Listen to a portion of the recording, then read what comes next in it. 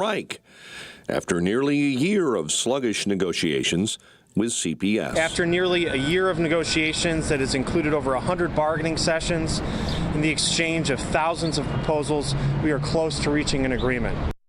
On Wednesday, the union said it had learned the Board of Education would be proposing a budget amendment that could decide how pension payments and the new contract will be funded, which is why the union submitted its final proposal, addressing 5 remaining must-haves, including smaller class sizes. Creating the conditions to land a very favorable contract that will give our students a better than great chance at getting the schools they deserve. However, later this month, the union can still issue a 10-day strike warning.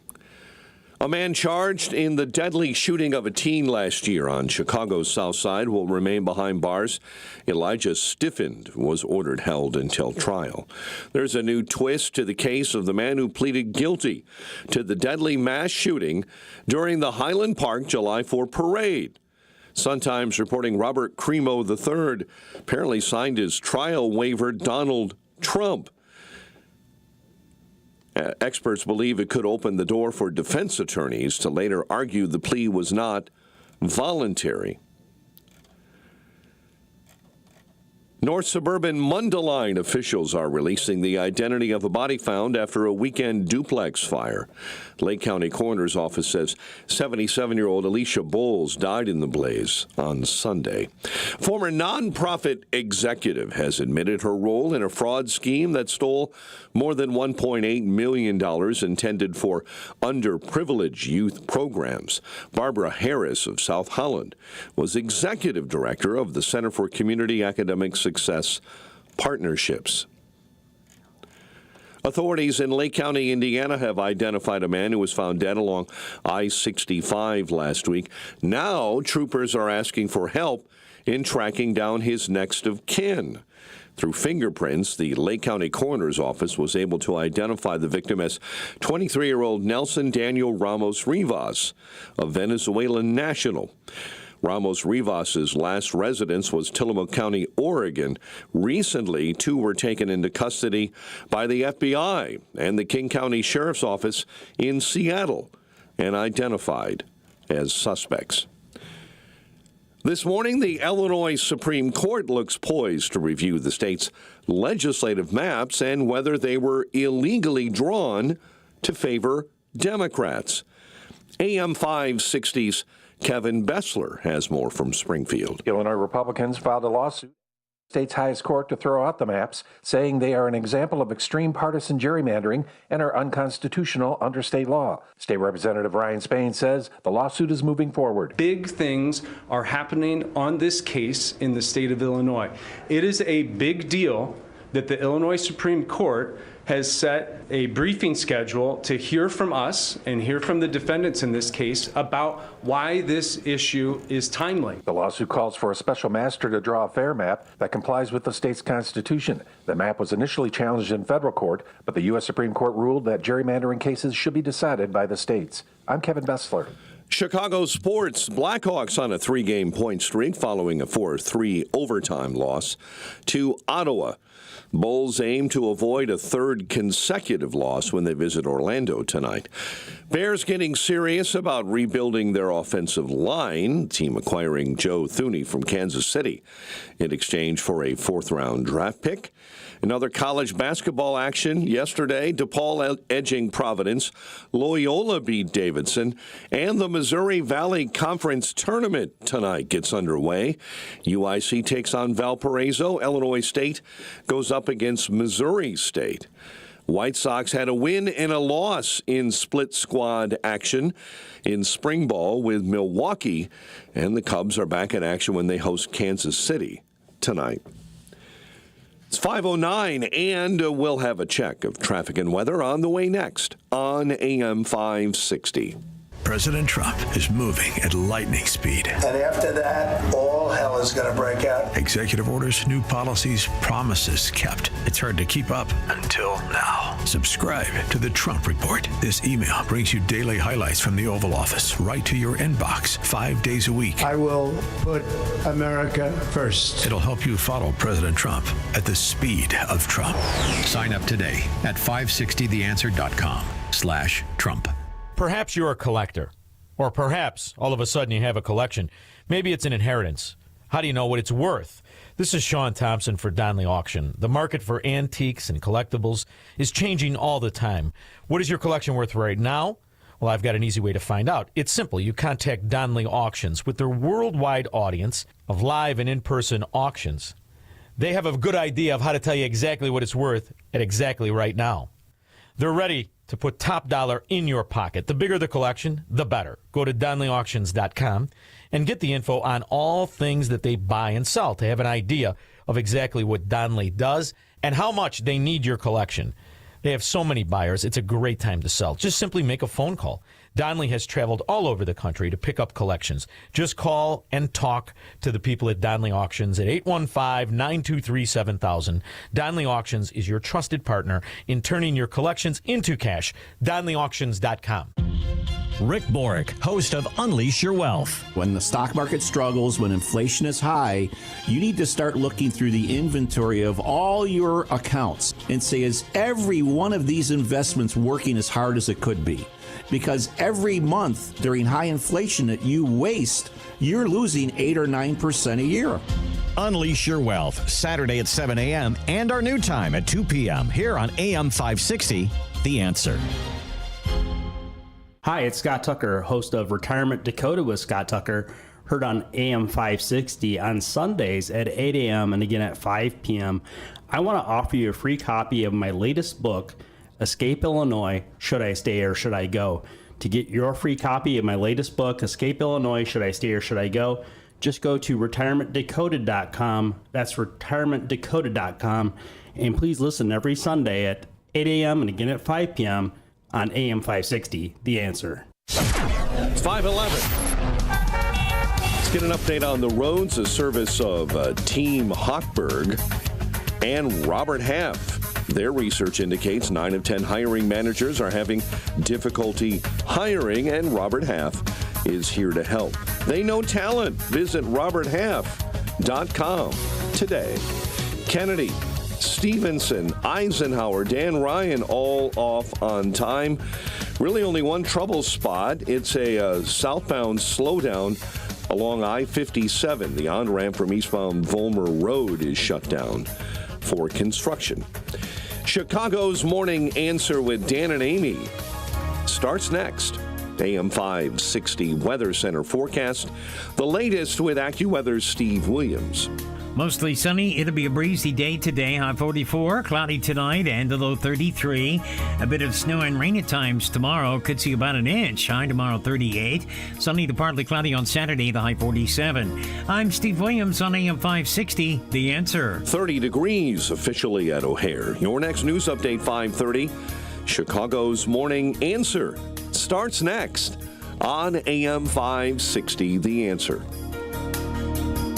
Oil investments involve a high degree of risk and uncertainty and are only suitable for accredited investors. Actual results may vary. President Trump says, drill, baby, drill. And he's declared a national energy emergency and is making the U.S. oil industry a priority with support for more active drilling and support for our hardworking oil and gas industry. If you are an SEC accredited investor and qualified to make at least a $100,000 investment, you can deduct nearly 100% of your investment for this tax year. Don't miss out on this limited time opportunity to create potential income for up to 20 or more years to come. Call 800-278-7455 now and connect directly to Encore Energy. Encore is a major investor and experienced horizontal well operator in its core area of operations. Call Encore Energy now at 800-278-7455 and find out if your investment will be tax deductible for 2025 with the potential for lucrative cash flow for years to come. Call 800-278-7455. That's 800-278-7455.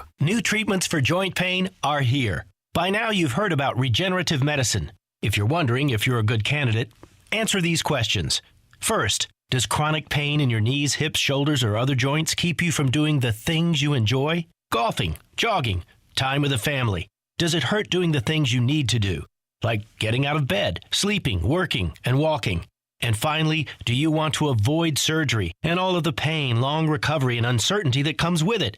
If you answered yes to any of those, you need to call QC Kinetics now. Learn about exciting advancements in regenerative treatments that can give you long-lasting pain relief with no drugs, no surgery, and no downtime. Get your free consultation today. Call QC Kinetics. That's QC Kinetics. Here's the phone number. Call now, 312-809-5955. That's 312-809-5955. QC Kinetics, 312-809-5955. Hey, heard you're getting ready to move. We just listed our house on the market. Just make sure you have the right attorney. Doesn't the real estate agent take care of all that? They stay involved, but you want to make sure you have a great lawyer that's negotiating the terms, helping resolve inspection items, clearing up title issues, preparing the deed and other documents, and attending the closing. The attorneys at Nauman & Associates in Elk Grove Village have decades of experience handling real estate transactions every day all over Chicagoland. NALawGroup.com. Hi, I'm Michael Alfaro, host of The Michael Alfaro Show. Join me each week as we tackle the issues you want to know more about, like foreign and national policies, how big money influences Washington, D.C., and so much more. Learn firsthand from elected officials and political insiders about the important policy decisions changing our world.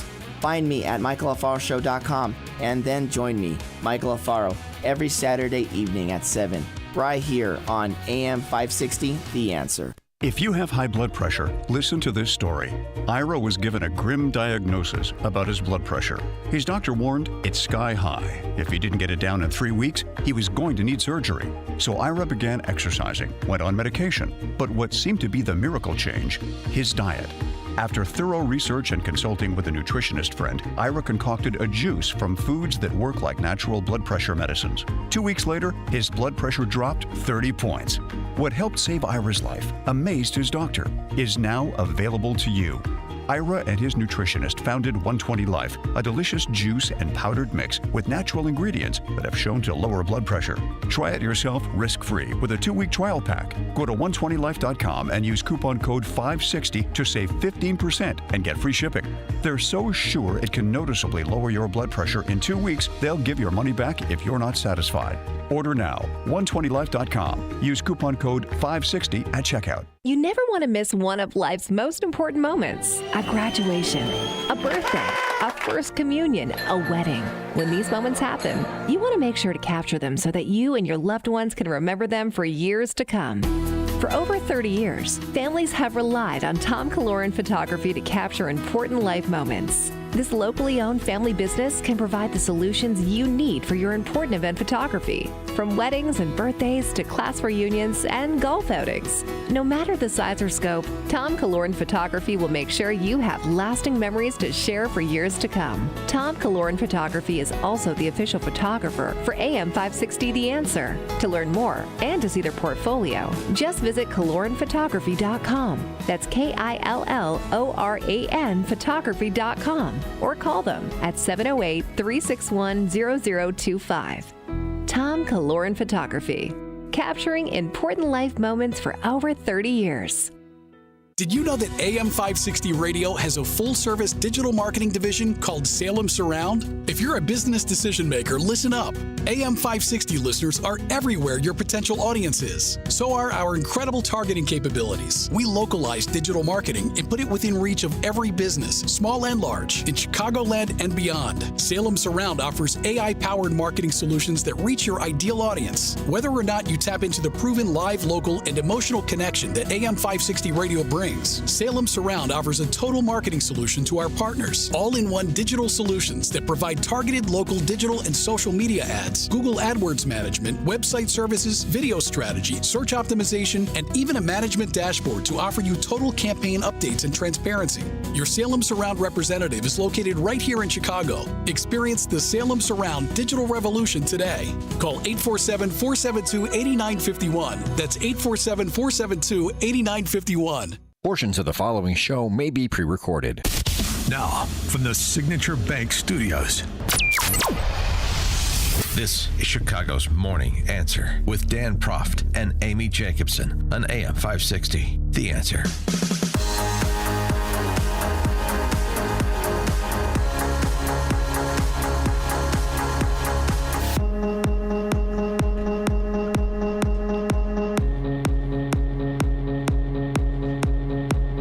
Top of the morning, Dan and Amy. So the 4 sanctuary city mayors that appeared before the House Oversight Committee yesterday morning as advertised, including Chicago's very own BLM Brandon Johnson, pretty much got what you would expect they would give, pretty much offered what you expect they would offer, gave what you expect they would give, which is the 3 of them digging in on their sanctuary cities, saying things that are untrue. And then Eric Adams of New York being more forthright and less antagonistic as he continues to sort of middle the issue.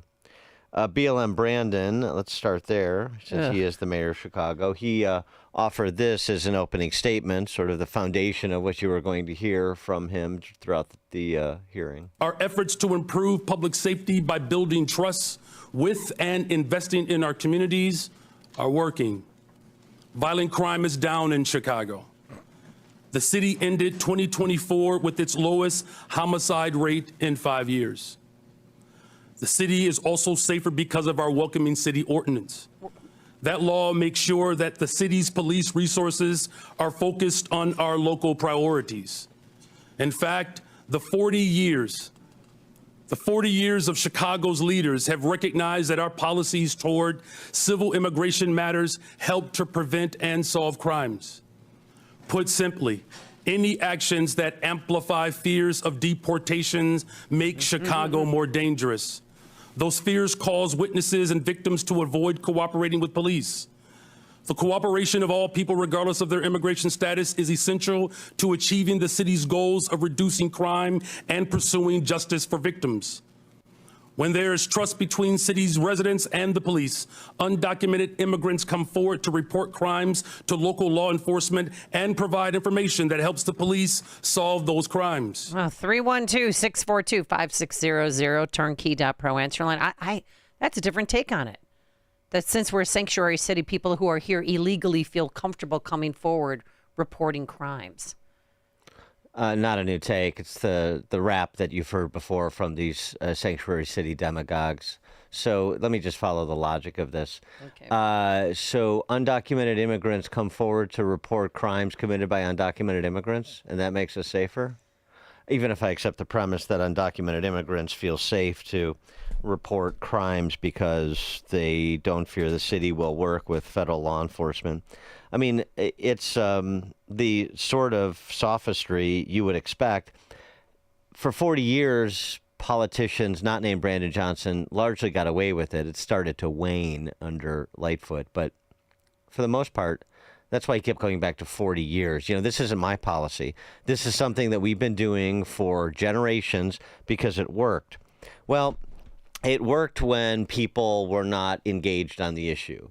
It worked when it wasn't really tested in the sense that it was tested when Greg Abbott and to a lesser extent Ron DeSantis started to say, okay, let's let sanctuary cities live their values and get a real taste of what it's like to be on the front lines of lawlessness when it comes to border security. And that's when it all changed. It had to be delivered to everybody's doorstep for them to realize the implications of the policy. They had to suffer the consequences. Now that people have suffered the consequences, we find out that Brandon Johnson, like these other sanctuary city mayors, is not a pragmatist. He's not making the city safer. This policy doesn't make the city safer. But because he is an ideologue, where else is he to go? Because he is an apparatchik for this philosophy of open borders, no person can be illegal. Where does he go other than to hold up the same policy and make the same arguments that worked when the policy wasn't tested and don't work anymore now that the policy has? That's the problem that he has. And I will tell you, I know you're always right, but I want you to hear how correct you are. Usually. No, this you are spot on. You said I know exactly what he's going to say, and I want you to wait to hear for it. This is Virginia Fox. She's my new crush. She's a congresswoman. She's an elderly lady. North Carolina. North Carolina, yeah. In the last 4 years, how much has Chicago spent on care for illegal aliens? This is you, Dan. Thank you for that question, Congresswoman. So since 2022, since the governor of Texas began Just shipping... tell me a number. I don't need a speech. Just tell me a number. So since 2022, since the governor of Texas was shipping individuals to cities across this country, He did again. the city's budget, roughly 1% of the city's budget over the course of 4 years. He never gave a number. Mayor Johnston, the same question, Listen to these and I don't need a speech, just a number. Thank you, Congresswoman. Thank you, Congresswoman. It's $79 million over the last 2.5 years. Mayor Adams, same question. How much has New York spent to care for illegal aliens? Approximately $6.9 billion went out of our taxpayers' funds. Mayor Wu, same question. How much has Boston spent to care for illegal aliens in the last 4 years? We do not ask about immigration status and giving city services and providing that access, so we do not have a number. Two of Illinois' finest right there, the bookends. Well, this was a back and forth. It wasn't just with Fox. Donalds did it. Scott Perry did it too. It became a bit redundant. The point of using your 5 minutes is to make the point. And the point here is, first of all, I don't believe it's only 1% of the budget, but that is a number. The number would be, let's see, $17 billion budget. Let's do the math that CPS students can't, and frankly, Illinois politicians can't. So that's $170 million a year. So that's $680 million over the last 4 years. Okay. I don't believe that number, but does it really matter if it's 680 or it's 980 or it's 1.2 billion? It's the same thing we're arguing at the state level. Is it $2 billion? Is it $2.5 billion? Is it $3 billion? Does that enhance anybody's understanding? Point is the opportunity cost. And one of the things that Brandon Johnson tried to do again, ham-handedly, and Scott Perry from Pennsylvania sort of picked up on it. He tried to say, well, since this was imposed on us by Governor Abbott, since the governor of Texas started shipping, we've had to spend this money. But you haven't had to spend this money. You chose to spend this money because what are you providing sanctuary from? You didn't turn people away, as other states did. You didn't pull a Martha's Vineyard. So let's just understand what your actual belief is with respect to people coming to the border, being allowed in by the Biden administration, saying they would like to go to Chicago, and you, being a welcoming city politician, rolling out the red carpet and the taxpayer's checkbook. According to my records, you have welcomed 51,648 illegal aliens to your sanctuary city. So I'd ask you, sanctuary from what? If you're referring to the number of individuals that were bused from Governor Abbott without any coordination, the 52,000 individuals that were seeking asylum, those individuals were bused to us. I passed a bus ordinance to work to coordinate with the governor of Texas. He refused to do that. But that transfer of individuals was the result of the governor of Texas, not the result of a welcoming city ordinance. Welcoming city ordinance. So you're not welcoming these people that came here illegally? The individuals that were bused to us from the border. They were not welcome in Chicago? You didn't welcome them? You didn't provide them sanctuary? So the welcoming city ordinance is pretty straightforward. It allows for our local law enforcement to focus on local policies, and that's why we're seeing a decline in violence. So you don't care about federal law enforcement policies, only local policies? We comply with all laws. What I do care about is this body, Washington, passing comprehensive immigration. Right, comprehensive immigration reform. I think that was addressed by President Trump on Tuesday night when he explained that we didn't turn out to need new legislation. We just needed a new president. And by the way, of course, on the violent crime being down, just a recitation of what you've heard on this show. We've been documenting along with our friend Ted Dabrowski from Wire Points, not just every year, but multiple times throughout the year. Violent crime in Chicago as of last summer, was at a 6-year high. Violent crime is down. But because murders ticked down slightly, right, still well above the 2019, the pre-COVID marks. But violent crime is not limited to murder. People being traumatized by violent crime, victimized in a way that is permanent, is not limited to murder. I think everybody understands this. So it's more of the disingenuousness of Brandon Johnson and these others. It's fun with numbers. Last year, robberies as of the summer were up over 2%. That was on top of a 23% jump in the full year of 2023 over 2022. The total number of violent crimes, both robberies, aggravated batteries, were up over the previous 5 years. Murder slightly down, criminal sexual assault slightly down. So it's a little bit more complicated picture than he presents, but violent crimes were up in 2025 over 2024, and arrests were down across the board when you look at all Class X felonies, which is how an adult would look at those things, how somebody interested in public safety generally. Yes, I don't want people to be murdered, but I also would prefer that they weren't raped, assaulted, carjacked. Yeah, I mean, and so forth. I mean, it's all very silly. Well, he looked very uncomfortable, and I watched as much as I could. It was like 6 hours long, and he never looked, what's the word? Like president, like just like a mayor. He never looked like a man. He always just looked like a child trying to scapegoat out of every question that was asked to him. Like, I'll answer this as fast as I can. Now, please move on. Something else that Michelle Wu did repeatedly, you heard it a bit there, when she wouldn't give a number because we don't track people in this country legally who choose to reside in Boston. And this is important. When we don't do it. She should start. The point is, we understand why you don't do it. Yeah. And somebody needed to make this point. We understand why you don't do it.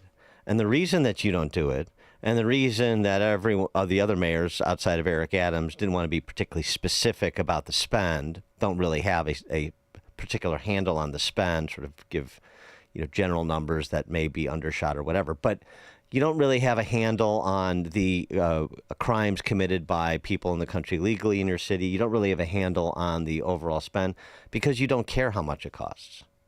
You don't care how much it costs, either in terms of dollars or lives. You don't care because you're an ideologue who believes in open borders at any cost to your residents, the legal ones. That's the point. Take more of your calls, 538. But now let's head into the newsroom and welcome back Mike Scott. How are you feeling, Mike? Doing all right this morning at 5:32. We're watching breaking developments in Hong Kong this morning, where a top court has overturned the convictions of 3 former organizers of an annual vigil in remembrance of the 1989 Tiananmen Square crackdown. For their refusal to provide information to police, it marks a rare victory for the city's pro-democracy activists in that now Chinese-controlled city. In other news we're following, the White House says automakers will get a 1-month exemption from tariffs on goods from Canada and Mexico. So the 3 companies that he spoke to are Stellantis, Ford, and General Motors. They requested the call. They made the ask, and the president is happy to do it. It's a 1-month exemption. The press secretary, Caroline Leavitt, the president is also planning to sign an executive order that effectively shuts down the Department of Education. Reporter Tammy Trujillo is in Washington. The draft order, seen by the Wall Street Journal, will direct Education Secretary Linda McMahon to take all steps permitted by law to facilitate the department's closure. McMahon, who was confirmed as secretary on Monday, sent staffers an email calling eliminating bureaucratic bloat at the department a momentous final mission. Closing the department would likely require congressional action, but McMahon said during her confirmation hearing that there are plans to get Republicans, who control both chambers, on board. I'm Tammy Trujillo. Meantime, it was reported overnight that the VA plans to furlough 15% of its workforce, or about 70,000 employees. House Speaker Mike Johnson's chief of staff is being hit with DUI charges.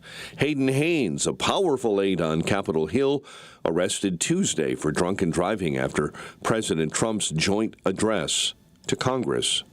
Fire crews and hazardous materials specialists are trying to figure out what caused a fire overnight at a magnesium facility in the south suburbs. Posen Fire says it began around 11:30 p.m. and burned throughout the evening. The fire is out. The building appears to be a total loss. A person was injured after jumping to escape a fire on the west side early this morning. It happened in the 600 block of North Springfield Avenue. One male resident was injured, and Chicago Fire Media reports 9 others made it out safely. A homicide investigation is underway after 2 were killed earlier this week in the south suburbs. The victims, a 23-year-old man and 27-year-old woman, were found Sunday near 167th and Spalding in Markham. The victims ID'd as 23-year-old Jamari Stigler of Riverdale and 27-year-old Diamond Taylor Harvey of Crown Point, Indiana. Blackhawks on a 3-game point streak following a 4-3 overtime loss to Ottawa last night. The Bears getting serious about rebuilding their offensive line and protecting their quarterback, trading for another Pro Bowl guard for the second day in a row, acquiring Joe Thuney from Kansas City in exchange for a 4th-round draft pick. Well, college basketball's that time of year. Missouri Valley Conference Tournament kicks off tonight. UIC takes on Valparaiso. Illinois State goes up against Missouri State. Final regular season contest in the Big East for DePaul. They edge Providence 80-77, and Loyola beat Davidson in the A-10 82-72. And we'll be watching today as Scotty Scheffler looks to defend his title when the Arnold Palmer tees off from Bay Hill in Orlando. The news, a service of Valdecast Windows for the discerning homeowner looking for high-quality and professional-level window replacement service. Contact Valdecast Windows, your award-winning Platinum Elite Pella certified contractor. Valdecast.com. A check of traffic and weather on the way next on AM 560. Honey, we're not moving, but we gotta do something about this kitchen. Funny you mention it. I just stopped by Forever Remodeling's new showroom in Niles. I saw over a dozen kitchen and bathroom layouts they designed. They even offered to stop by the house and give us a free in-home design consultation. What'd you tell them? That we're free today? Visit foreverremodeling.com today. That's the number 4, everremodeling.com. Forever Remodeling, stress-free and high-quality remodeling. Would you go to court without a lawyer when the other guy is lawyered up? Or are you going to go it alone and learn law and procedure as you go? When you have an insurance claim for your home or business, it's the same thing. This is Dan Lights from Crosscom. We inspect your property, file your claim, negotiate the damages, and maximize your settlement with your insurance company. Insurance companies will send out their inspectors that work for them, get paid by them, and represent them. Not you. If we complete the repairs approved by your insurance company, our service is free. Crosscom Public Adjusters has turned denied claims into approved claims. We've also increased insurance claims anywhere from 23 to 1,000%, and we could do the same for you. We are licensed by the Department of Insurance and work in Illinois, Northwest Indiana, and Southern Wisconsin. Crosscom Public Adjusters, 630-871-5500. Online at crosscominc.com. That's crosscominc.com. Crosscom, building trust for over 20 years. Jeff Tishlar, author of High Tech versus the Highest Tech, has shared his knowledge of the spectacular things that we see in nature as opposed to what man has created, and how this should inform one's faith. Jeff served on the mission field all over the world and has created this highly illustrated and concisely written technical book. The easy-to-read format is understood from the youngest reader to the most intelligent and mature readers. Google and Amazon book reviews include, "This is the best little book I have ever read. It is amazing how much information is in this book." And a beautifully written and illustrated book. The author has a gift for describing complicated technical details in a very understandable style. This book is available now in paperback on Amazon. Search High Tech versus the Highest Tech by Jeff Tishlar. 100% of proceeds go to missions. That's High Tech vs. the Highest Tech by Jeff Tishlar. At some point, nearly 70% of retirees will need long-term care. The team at VestGen Wealth Partners can develop a comprehensive plan to help lessen the emotional and financial burden long-term care expenses can cause. Visit GetRetiredStayRetired.com. Advisory services offered through VestGen Advisors, LLC, an SEC registered investment advisor. Securities offered through Private Client Services, LLC, member FINRA and SIPC. Private Client Services and VestGen Advisors, LLC are unaffiliated entities. Any information discussed does not constitute investment advice. VestGen Advisors and Private Client Services do not offer tax legal advice. Think O'Reilly Auto Parts for all your car care needs. Get the parts and service you need fast from the professional parts people at O'Reilly Auto Parts. It's 5:39. Let's get an update on the roads. Team Hochberg Traffic Center time. Tinley Park, report of an accident. Harlem and Benton Drive. Willow Springs, Archer Avenue and Flavin, report of an accident being cleared out of your way. One construction delay until about 6 a.m. It's the southbound on-ramp from Volmer Road onto I-57. That remains shut down. Chicago's Morning Answer with Dan and Amy continues next. Now, your official Chicagoland weather forecast. Breezy this morning, otherwise mostly sunny and 44, overcast and 33 overnight.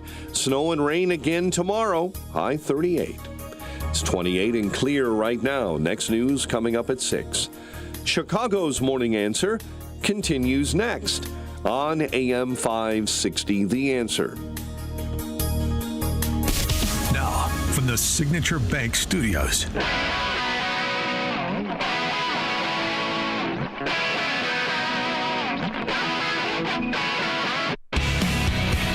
Top of the morning, Dan and Amy talking about the testimony from the sanctuary city mayors yesterday. Interestingly, Barrington's very own Michelle Wu, the mayor of Boston, she was the most aggressive. Oh, yeah. She was the most shrill of the mayors that were there. Johnston from Denver tried to sort of... He was pretty good. He was pretty meek. Yeah. He tried to sort of just not create too much controversy, not make a spectacle of himself, and let others take the brunt of the pointed questions, others being Wu and Brandon Johnson in particular. But he was like a deer in the headlights, Brandon Johnson, I thought. Before we get back to that, just the issue that Brandon Johnson made, I mean, this is a fundamental point that needs to be understood. He and the other sanctuary city ideologues say sanctuary cities make cities safer. Tom Homan and others who believe in border security and law enforcement suggest that sanctuary cities cost lives. Safe border or secure borders is what saves lives. Lawlessness, open borders takes lives. Preventable crimes, yes. So the assertion that Brandon Johnson offered that violent crime is down in Chicago, number one. And number two, the proximate cause of violent crime being down in Chicago is we are a sanctuary city. Mike, on the south side, you're on Chicago's Morning Answer. Good morning, Dan and Amy. I just want to say I think that the main reason violent crime or actually murders are down is because you now have in the city of Chicago 12,000 law enforcement officers, roughly, 100% which are trained on LEMART or life-saving techniques and are all equipped with chest seals, tourniquets, pressure dressings, and are using them almost daily in this city. So those upticks in shootings would actually be an uptick in homicides if the mayor would acknowledge how many lives are saved annually by his officers. But he won't do that. And I will guarantee you with the loss of ShotSpotter, those homicides are going to go up again because we're not going to know where people are. You're police? Mike, Mike? Yeah, you're police.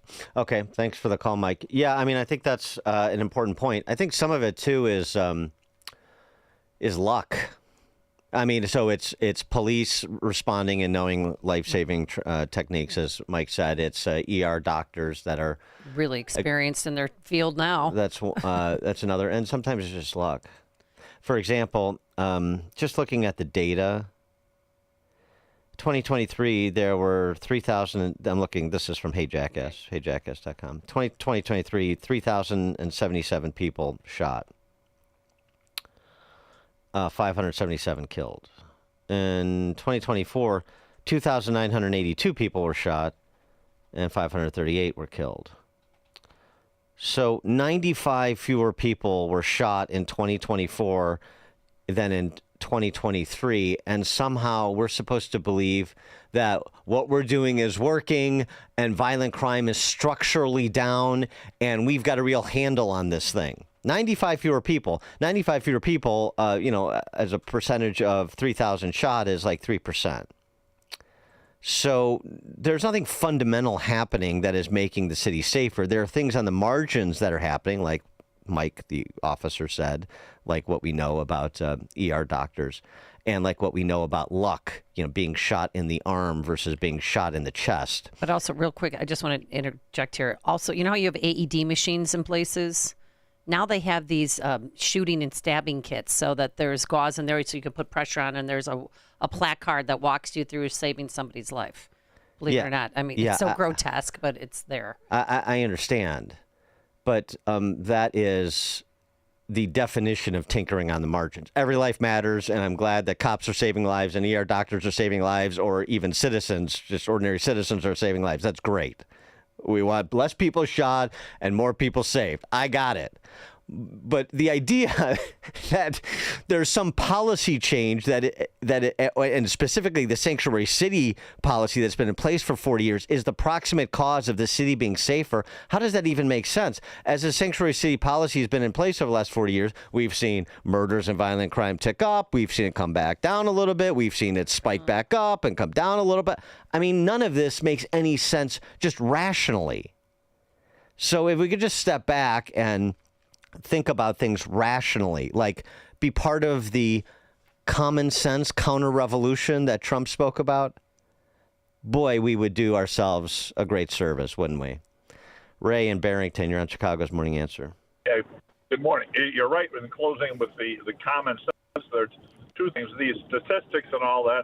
The core issue is, do we let violent criminals on the street even though they have a warrant for them somewhere else?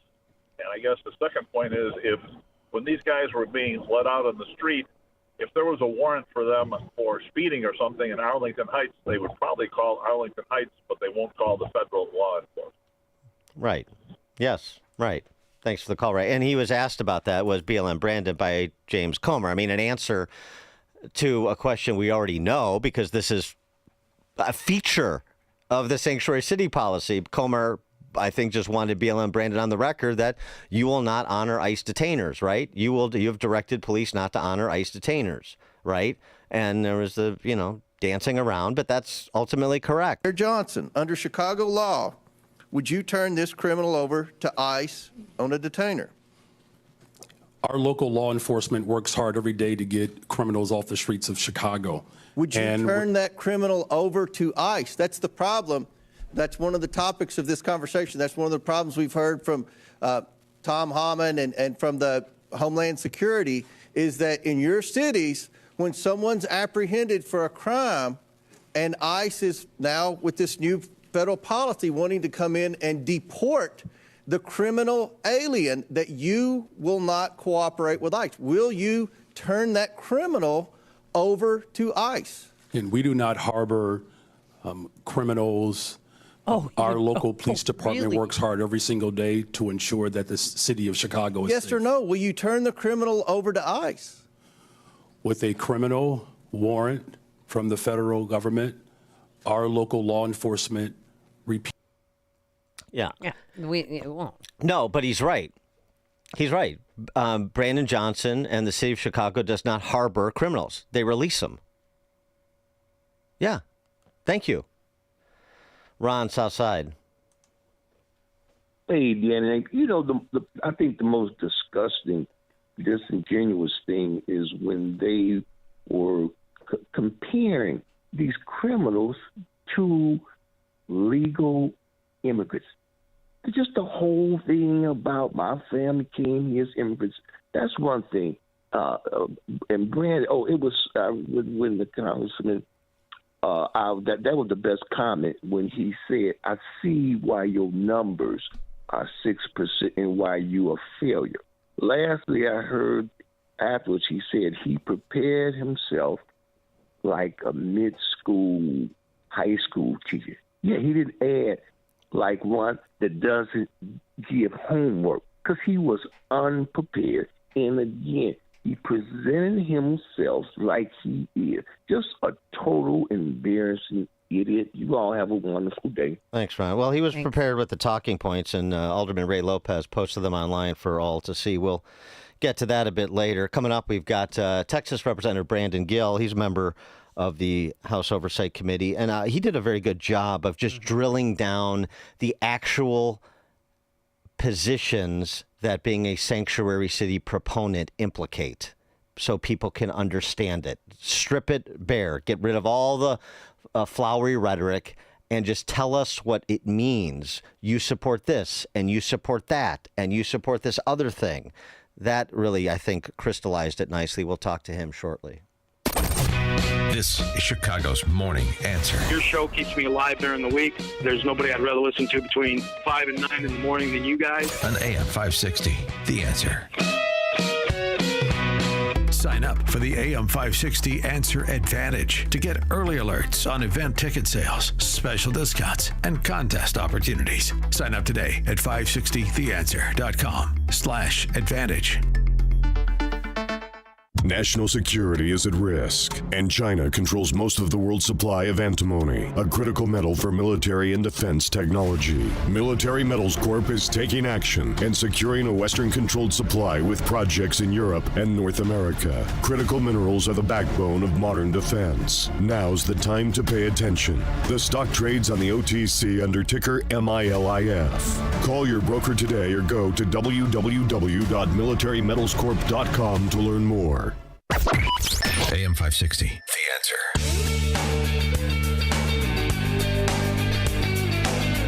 Top of the morning, Dan and Amy. You would expect a border state congressman to have a good handle on the implications of sanctuary jurisdictions. And Representative Brandon Gill did, member of the House Oversight Committee, as I mentioned. This was in pertinent part, his exchange with our mayor there, BLM Brandon. Take a listen. First of all, do you support allowing illegal aliens to obtain driver's licenses? Just yes or no? Yeah. I'll answer it. So the city of Chicago has been a welcoming city for over 40 years. I'll take that as a yes. Next question. And that's the policy that we will hold to. Do you support tax dollars subsidizing or paying for the health care of illegal aliens? I support investments in all residents of the people of Chicago, and that's what I do. That's a yes as well. Do you support free or reduced college for illegal aliens? Again, I support the investments of all residents of the people of Chicago. Take that as a yes. Next question. Do you support allowing non-citizens to vote in local elections? Again, I'm not over the jurisdiction of that type of law, but again, I'm committed to investing in all residents of the people of Chicago. I'll take that as a yes. I've got an article from the Chicago Sun-Times, and I'll quote here briefly. Johnson proposed, among other things, that all residents, regardless of citizenship status, be able to vote for Chicago Board of Education members. Next question. That's how you do it.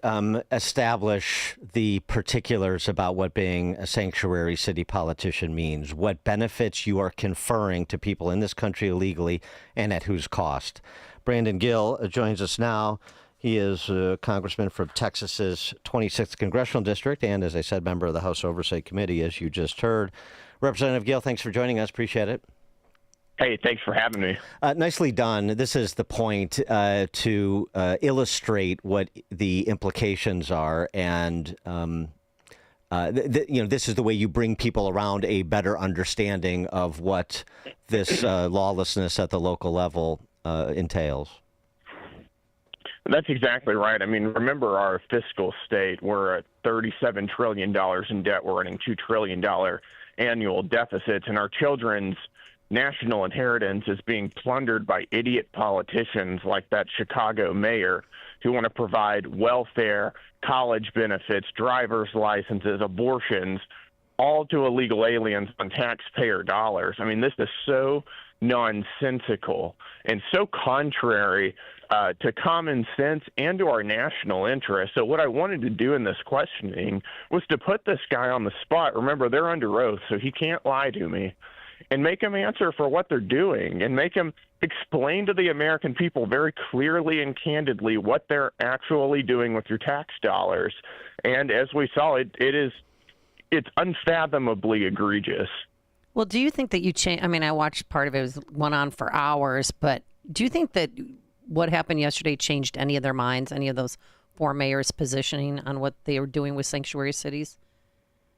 You know, I don't expect it to change any of their minds. I think that as you could see in the questioning, these people are so ideologically dug in. Mm-hmm. They are so committed to not only giving your tax dollars to illegal aliens, but to harboring criminal illegal aliens in their cities, keeping them from federal law enforcement intentionally, or, as you mentioned, not coordinating with law enforcement and releasing aliens onto the street to terrorize and murder and rape American citizens. And that's exactly what's been happening in their cities. These people are making our country less safe, less secure every single day through an outright refusal to uphold our rule of law. It's disgusting. It is completely illegal. We saw some criminal referrals from my colleague Anna Paulina Luna yesterday, and it's definitely warranted here. I mean, these mayors are going out of their way to make our cities less safe. Well, I love we comply with federal law by just turning a blind eye to people in our city who are in this country illegally who commit crimes. We just, as I said, we don't harbor them. We just release them. I mean, they didn't say it in those words, but that's essentially what it is, which is sort of not exactly complying with the spirit of the law, but even beyond the possibility of prosecution. That seems to me the real value of bringing those four before the House Oversight Committee yesterday. Particularly the contrast between sort of Eric Adams' forthcoming nature versus the others, is to send a message to mayors and their constituents around the country that you don't want to be in a position of these sanctuary city mayors where you have to publicly disclose what you've done and what you actually believe, because it is going to turn out to be very much at odds with a great percentage of your constituents, particularly on the center left, particularly lower to middle income constituents in big cities. And it's one of the reasons we saw such attrition for the Democrats with respect to, for example, Latinos and blacks who disproportionately live in major metropolitan areas. Well, that's right. And remember, this past election cycle was about, more than anything, I think, secure borders, but also common sense. And whenever we're talking about either what our southern border should look like, the border security there, or whether major metropolitan cities across our country should comply with federal law and work with federal law enforcement to take criminal illegal aliens off the streets, this is an 80-20 issue for Republicans. I mean, most Democrats agree with us on this. If you have a Venezuelan illegal alien gang member who is terrorizing the streets of Chicago, he needs to be taken off. Most normal, common sense people agree with that, whether you're a Democrat or a Republican. And what you saw yesterday, and you could see this in my line of questioning, is they go out, they know this, and they go out of their way to obfuscate what they really believe. Well, they don't want to very clearly say, yes, we actually do, in fact, want to keep these people on the streets. The great irony, too, and Brandon Johnson trying to hide behind Greg Abbott. You know, Greg Abbott imposed this problem on us. It's a problem that he welcomed, and it's a problem that has subsided because of secure borders now. But if the borders weren't secure and Greg Abbott was still busing people who want to come to Chicago, Brandon Johnson would be welcoming them. I mean, he doesn't. It is Greg Abbott that wants secure borders so that Chicago doesn't have an ongoing influx of people in this country illegally. Brandon Johnson's position is just the opposite. He's sad that Greg Abbott isn't sending the buses anymore. That's exactly right. You know, my colleague Scott Perry had a very interesting question yesterday. He said, you guys are sanctuary cities. What does that mean? You're sanctuaries from what? And the answer is federal law enforcement. And the reality is, whenever you tell the rest of the world that you will not uphold federal law, you are, of course, going to have criminals flooding into your streets because you're telling them you're not going to deport them. They know that their city is criminal aliens, know that these major metropolitan cities are sanctuaries for them and for their criminal activity. So, it makes you wonder what is really going on here. How can somebody truly think that this is a way to allow their city to thrive? One of the things I was asking Mayor Johnson last night is about the number of gifts that he's received. He's got a gift room in Chicago. We know that. Yep. That he has not let the Office of Inspector General or the American public access. Now, he couldn't answer yesterday who some of these gifts came from, and we're talking about Gucci shoes and fancy cufflinks and Mont Blanc pins and things like that. Representative Gill, he wouldn't tell us who gave them to him. Yeah, we know it. Representative Gill, Congressman from Texas's 26. Thanks so much for joining us. Appreciate your time. Having me. He joined us on our Turnkey.pro answer line. It is now 6 a.m. WIND Chicago. It's a really difficult process. I'm Dave Anthony, Fox News. That's what the U.S. Special Envoy for Ukraine and Russia, Keith Kellogg, just told Fox as they keep trying to end the war. We're going to continue to talk to the Ukrainians to get confidence-building measures that we can bring to the president. We can say, okay, this is the way it stands on both sides. This is where you want to go. This is European leaders gather in what they call emergency talks, worried they can no longer rely on American support for their defense. Now, this amid concern Ukraine will be more vulnerable, with U.S. no longer sharing intelligence, and Russia did go on the attack. U.S. and British volunteers were in the hotel in Kryvyi, which was hit by a missile last night. President Volodymyr Zelensky, who's from the city, says the humanitarian staff all escaped unharmed. 4 other people were killed and more than 30 wounded. Meanwhile, the governor of the port city, Odessa, says it was hit by a massive overnight drone attack. Fox's Jonathan Savage. President Trump has a warning for Hamas as talks continue on the next phase of the ceasefire with Israel. Release all the hostages now or it's over for you. President Trump posting that warning on social media following an Oval Office meeting with recently released hostages from Gaza. The president says he is sending Israel everything it needs to finish the job, telling Hamas leadership now is the time to leave Gaza while you still have a chance. As Fox's Jared Halpern at the White House. Today, President Trump may issue another executive order that the Wall Street Journal reports aims to eliminate the Department of Education, something Democrats strongly oppose.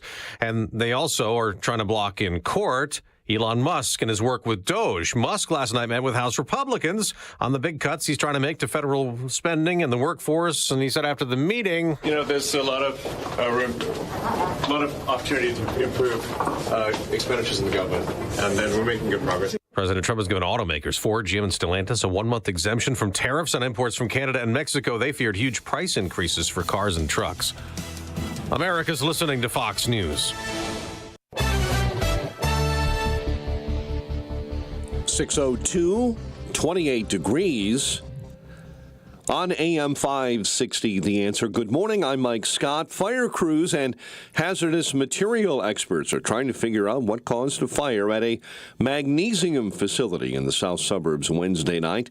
Fire is out. The building appears to be a total loss. Person was injured after jumping to escape a fire early this morning.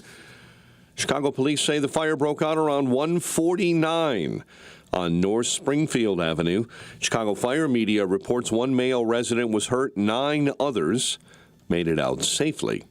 Mayor Brandon Johnson offered a weak defense of Chicago's sanctuary city policies on Capitol Hill and faced pointed criticism from Republican members of Congress. Chicago's welcoming city ordinance and our other laws and policies do not lead to more crime. They do not prevent cooperation with federal law enforcement on criminal matters, and we do not harbor criminals. We arrest them. Johnson and mayors of Boston, New York City, Denver were called to testify and defend Sanctuary City policies.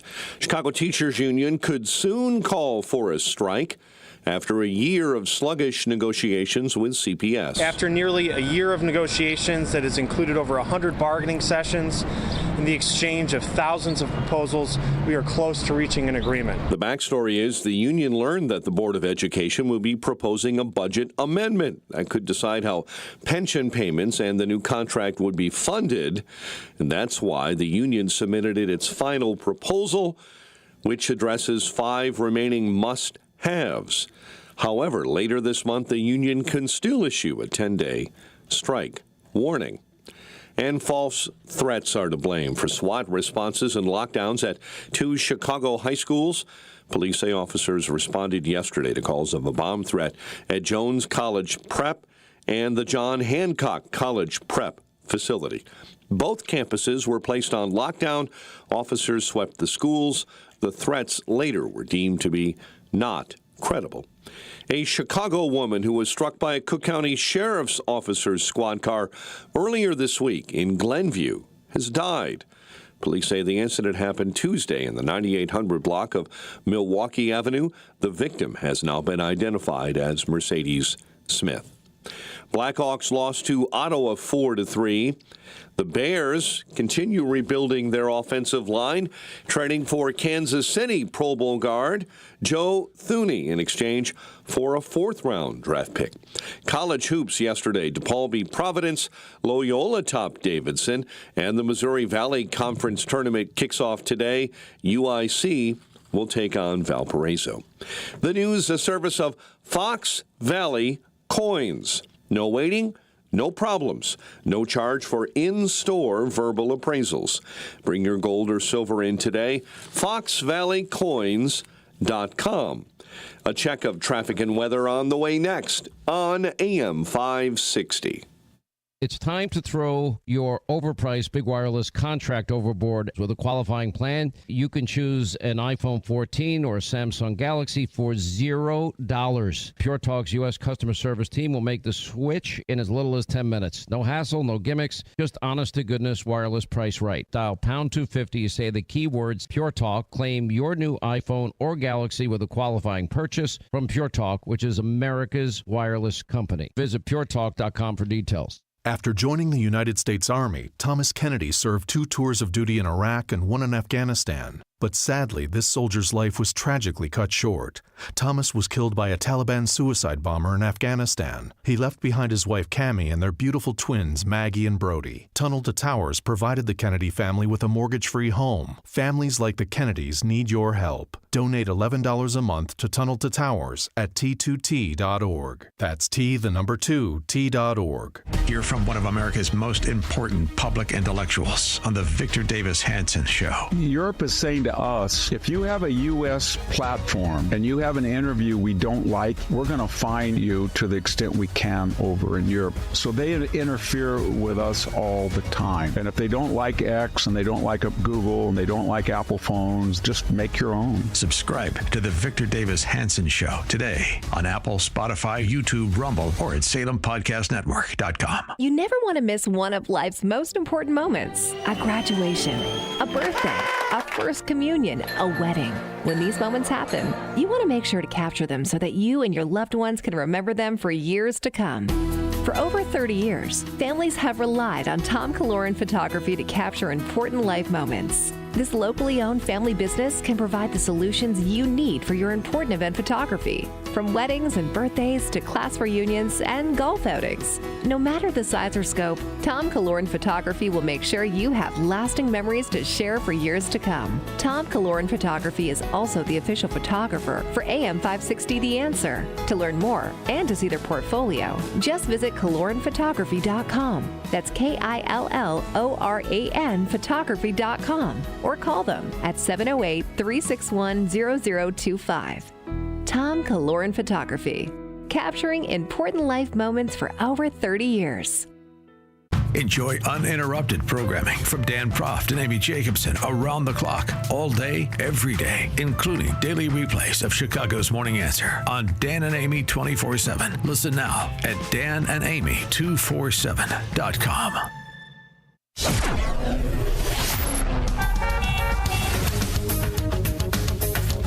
6:08. Let's get an update on the roads. Team Hochberg Traffic Center time. Inbound Kennedy already 25 minutes. O'Hare into the Burn Circle interchange.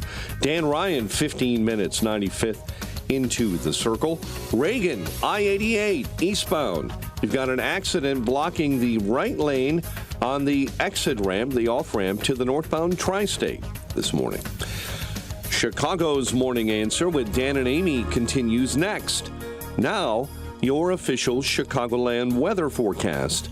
Here's Steve Williams.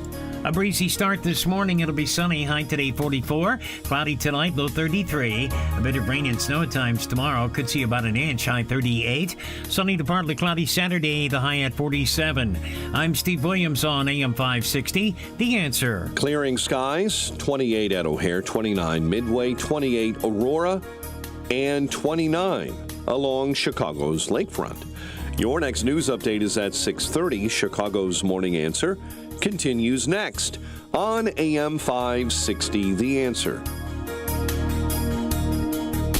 Now, from the Signature Bank Studios. This is Chicago's Morning Answer with Dan Proft and Amy Jacobson on AM 560, The Answer.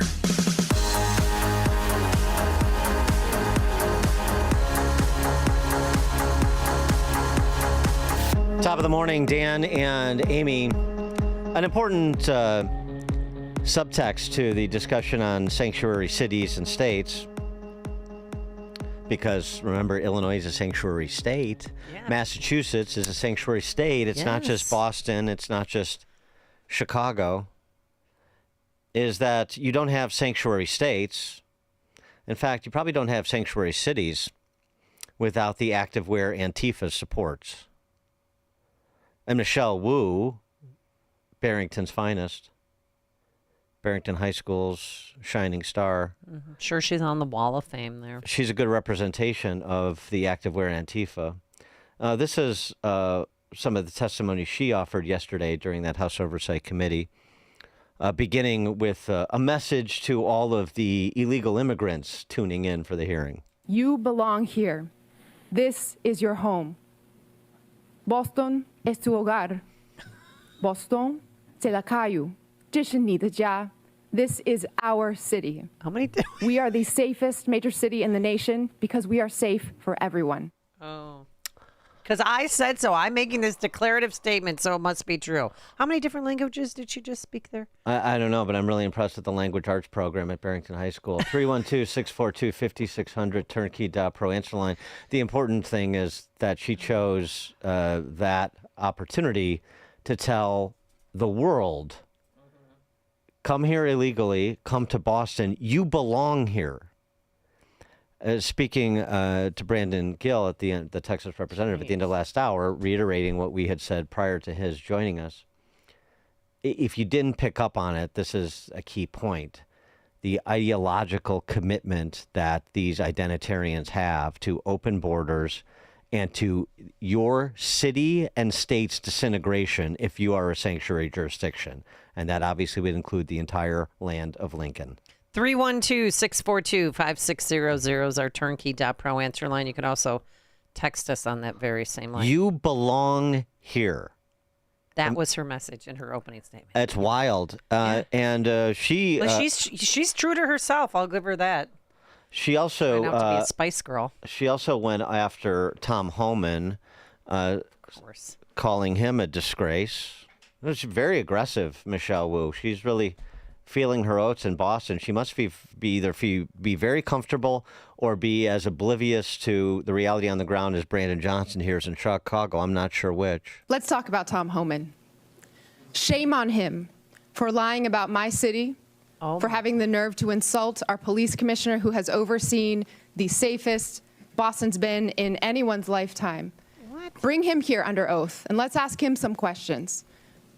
I am here to make sure that the city of Boston is safe. Others may want to bring hell. We are here to bring peace to cities everywhere. Oh, you mean that peaceful city where a crazed man ran into a Chick-fil-A and just randomly tried to stab 2 people the other night? I mean, that says safety to me. I don't know about you, Dan. Tom Homan went on Varney to respond to the testimony he anticipated from these mayors. By the way, just as an aside, Tom Homan has testified under oath innumerable times before congressional committees, but I digress.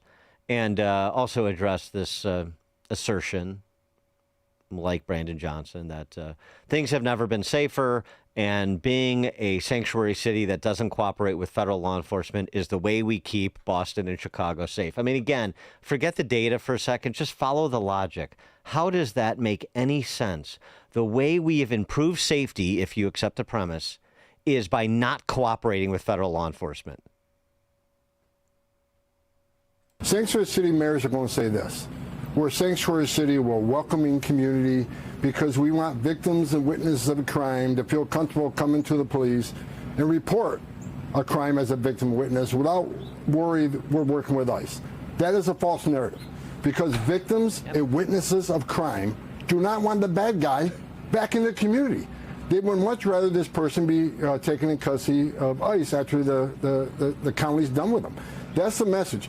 Sanctuaries are sanctuary criminals. And as far as the mayor of Boston saying safest city, well, I know 9 children that would disagree with her.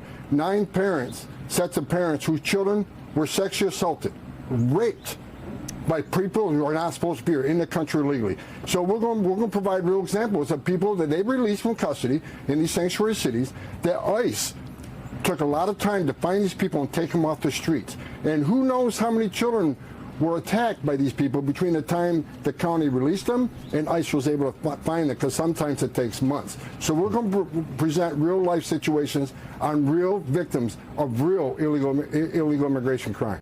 And then the response to the illegal immigrants who commit crimes like Tom Homan just mentioned in Boston is what from the sanctuary city politicians? Oh, well, American citizens commit crimes at higher rates. Yeah.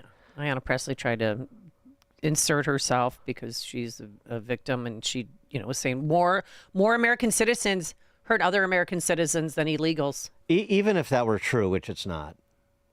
Even if that were true, so what?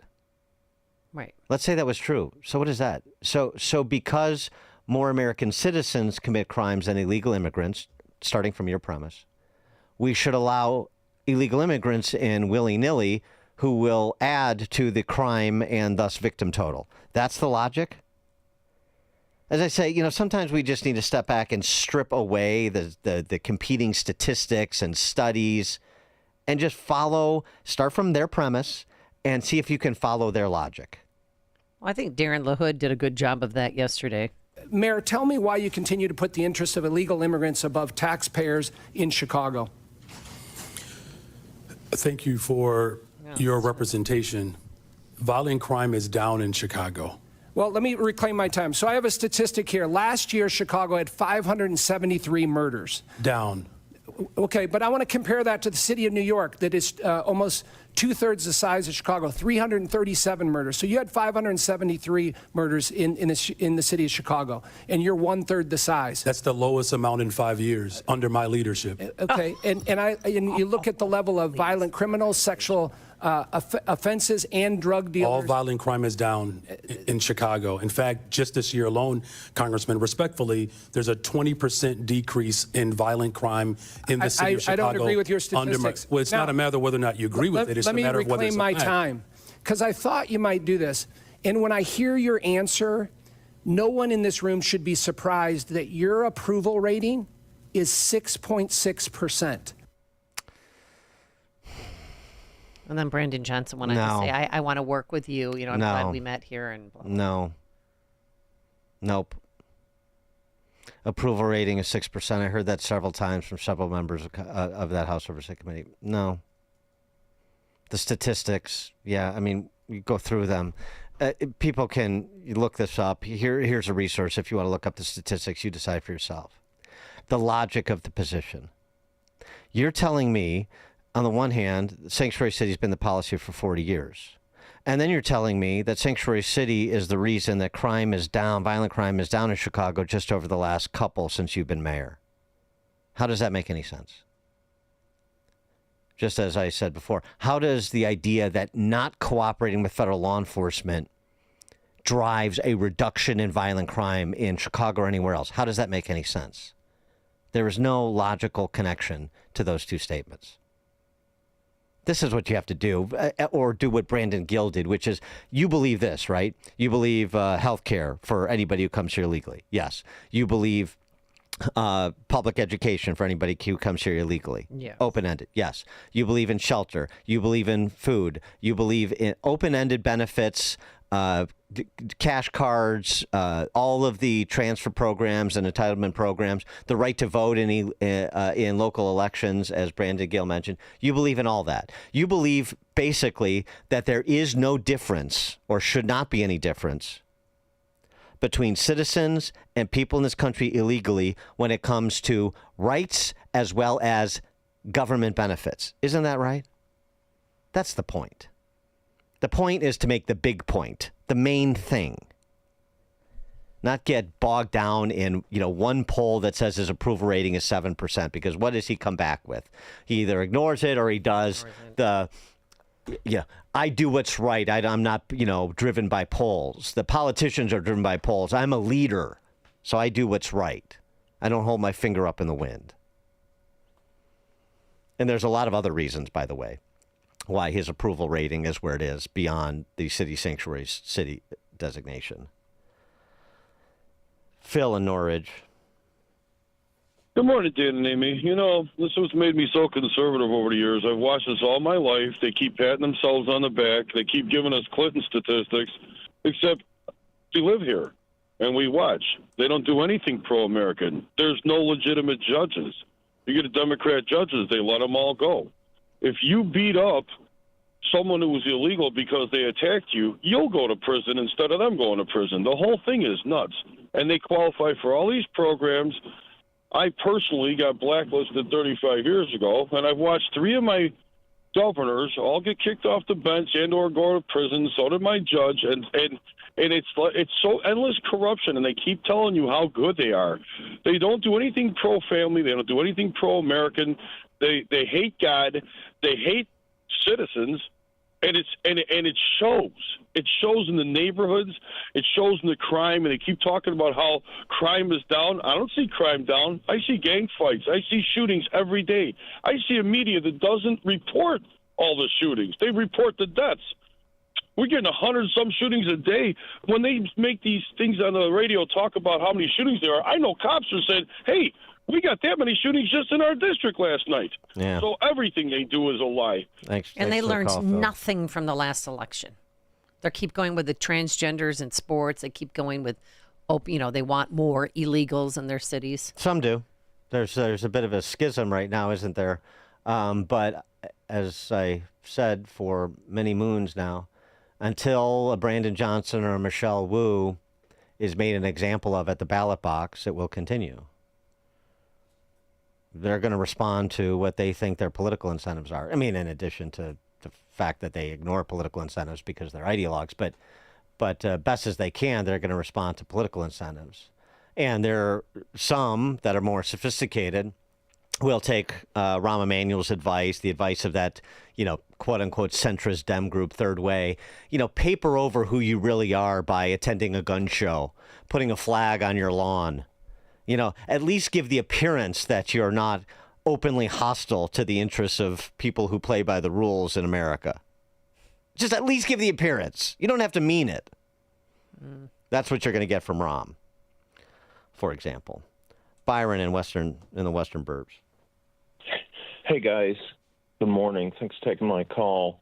Boy, that's a tough comment to follow with what I was going to say. But what I was thinking is, gee, they are quite hypocritical because, I looked up the video of Brandon Johnson taking his oath of office yesterday. That's when I looked it up.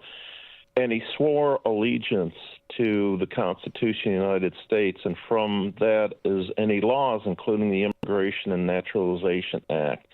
And that defines who can be here and can't be here. And how can he swear an oath to that? And all of the politicians in Illinois and not uphold it? You know what I mean? Yeah, thanks for the call, Byron. Ben, Crown Point. Hey, good morning, Dan and Amy. I was just to see if somebody in that committee would ask, who is worthy of being called for ICE? Is there any crime? Is there anything? Is there a specific group that is just being, we can look up these stats. Who is Chicago actually calling ICE on? So Chicago's not calling ICE on anybody. Chicago's not. So Is Chicago's that true? not. I mean, are Chicago. there other people that they pick up on? Or is there a different group that isn't protected or isn't illegal? Is there some kind of targeting in some other way? That's all I'm asking. No, well, I'm not sure. So ICE. ICE wants access to the Cook County Jail, for example, Right. and Cook County says no. ICE wants Chicago Police wants to be able to cooperate or work with Chicago Police, and the city says no. So just period straight up, they just don't support They anybody. don't. Yes. Okay. No. Yeah. Correct. So like, in Maricopa Thanks for the County, call. Sheriff Joe Arpaio used to have an ICE office right next to the Maricopa County Jail. So when they got out of the jail, they went immediately into ICE, and then they were gone. George in Naperville. George. Greeting that yes, Michelle Wu's welcoming greeting was the same greeting Lewis and Clark got when they encountered the Indians. Hi-yo. Thanks for the call. Roger, Southside. Hey, Dan. I was actually surprised Darren Hoodie was even on the committee yesterday. It was the first time I've heard from him in so long. He didn't get it either. The big question is with Brandon and the rest of these mayors. Okay, unless the new U.S. attorney is willing to file charges on these people, this is all just fluff. Until you drop somebody, and then you say, who else wants something? It's not going to stop. All the rest of this is just news. It's great that it fills. Hey, I love your guys' show. I love a lot of other good podcasts. It just fills news. Well, news is not irrelevant. Thanks for the call, Roger. I love the idea. It just fills news. Yeah, I know. Well, that's how people get informed about stuff. Right. It's just people talking. I know, but people talking is how you develop awareness of what's happening. So news and discussions and raising the profile on what is being said and the implications of what is being said, that's part of trying to inform an electorate so that perhaps in places like Chicagoland, they start to make some different decisions about their political representation. In terms of the Anna Paulina Luna, referring this to DOJ, Right. I mean, that Straight to Pam Bondi, she said. it's showboating. I mean, they don't have the goods based on what we know at this point. Anna Luna doesn't have the goods. There is nothing that legally compels a city to act in furtherance of federal law enforcement. It's the right thing to do. It just makes sense. In every other context, like combating terrorism, domestic terrorism, and so forth, these same politicians, we work with our federal law enforcement partners. We want to work with federal law enforcement. We want to pool our resources. We want to communicate. We don't want law enforcement siloed. What was all of the discussion post 9/11? Yeah, we need to make sure there are communication channels so that federal can communicate with state and local, and everybody's on the same page. And except when it comes for some politicians to federal immigration law. But as Tom Homan has even conceded, you have to actively try to or actually impede federal law enforcement from carrying out its duties to expose yourself to criminality. Turning a blind eye is not going to be enough to put BLM Brandon in cuffs. So the important point here is not to threaten jail. The important point here is to explicate the implications of what these politicians are doing and challenge people within your circles of influence to join the common sense counter-revolution. How's that? Paul and Carrie. Morning. So according to Johnson and the other mayors, then living by your moral compass is righteous, and therefore Trump, for example, should have free reign to do as he feels righteous for the next 4 years. Those I don't feel like paying my taxes. I don't want to pay my taxes, and that's my moral righteousness. This Yeah. is coming from the same guy, and I wish somebody would have brought it up that believed that grades were racist, and he did away with the grading system when he taught in school. Yeah, not Chicago values, grades, right? Law enforcement, not Chicago values, according to Brandon Johnson. Jordan in Antioch. Good morning. I was calling screener. Didn't they? I know that we're going to worry about the crime. We're going to talk about the crime, but didn't they change the definition of what a violent crime was, like not too long ago? So I understand the need to point out the crime and the results of it and the victims of it, but shouldn't we be focusing on something that everybody, like we all know those stats. We've heard them. We know that they're going to lie about them.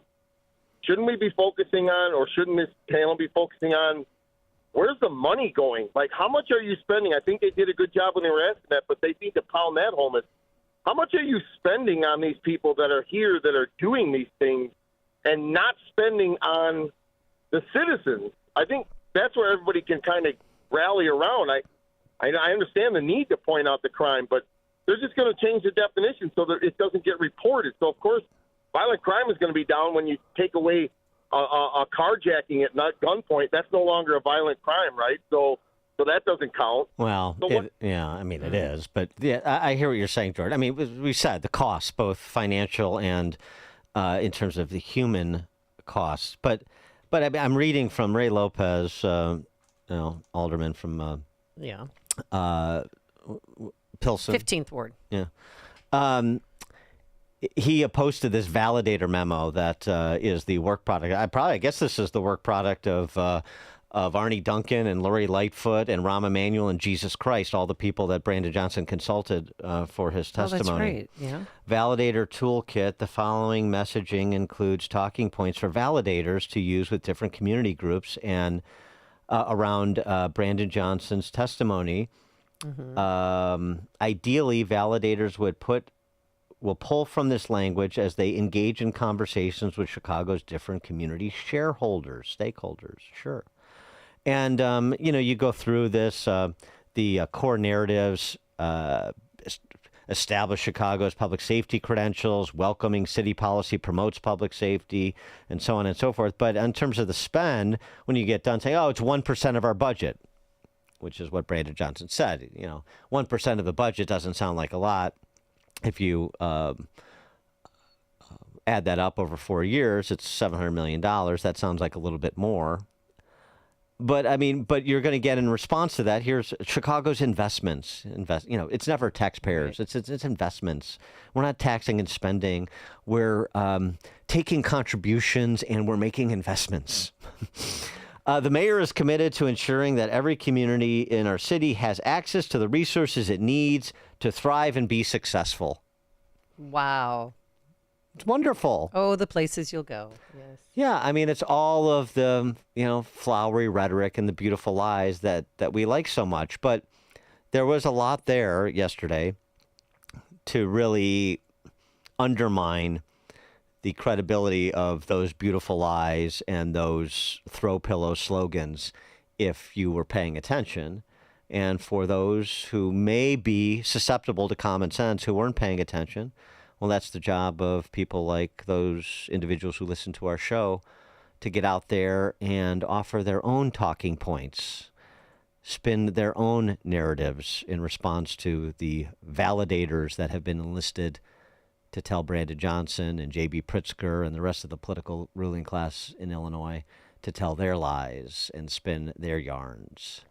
Dan and Amy, Chicago's Morning Answer.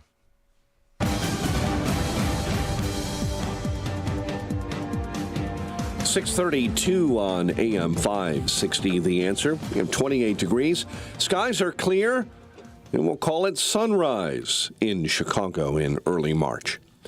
European Union leaders are holding emergency talks on ways to quickly increase their military budgets after the Trump administration signaled Europe must take care of its own security and also suspended assistance to Ukraine.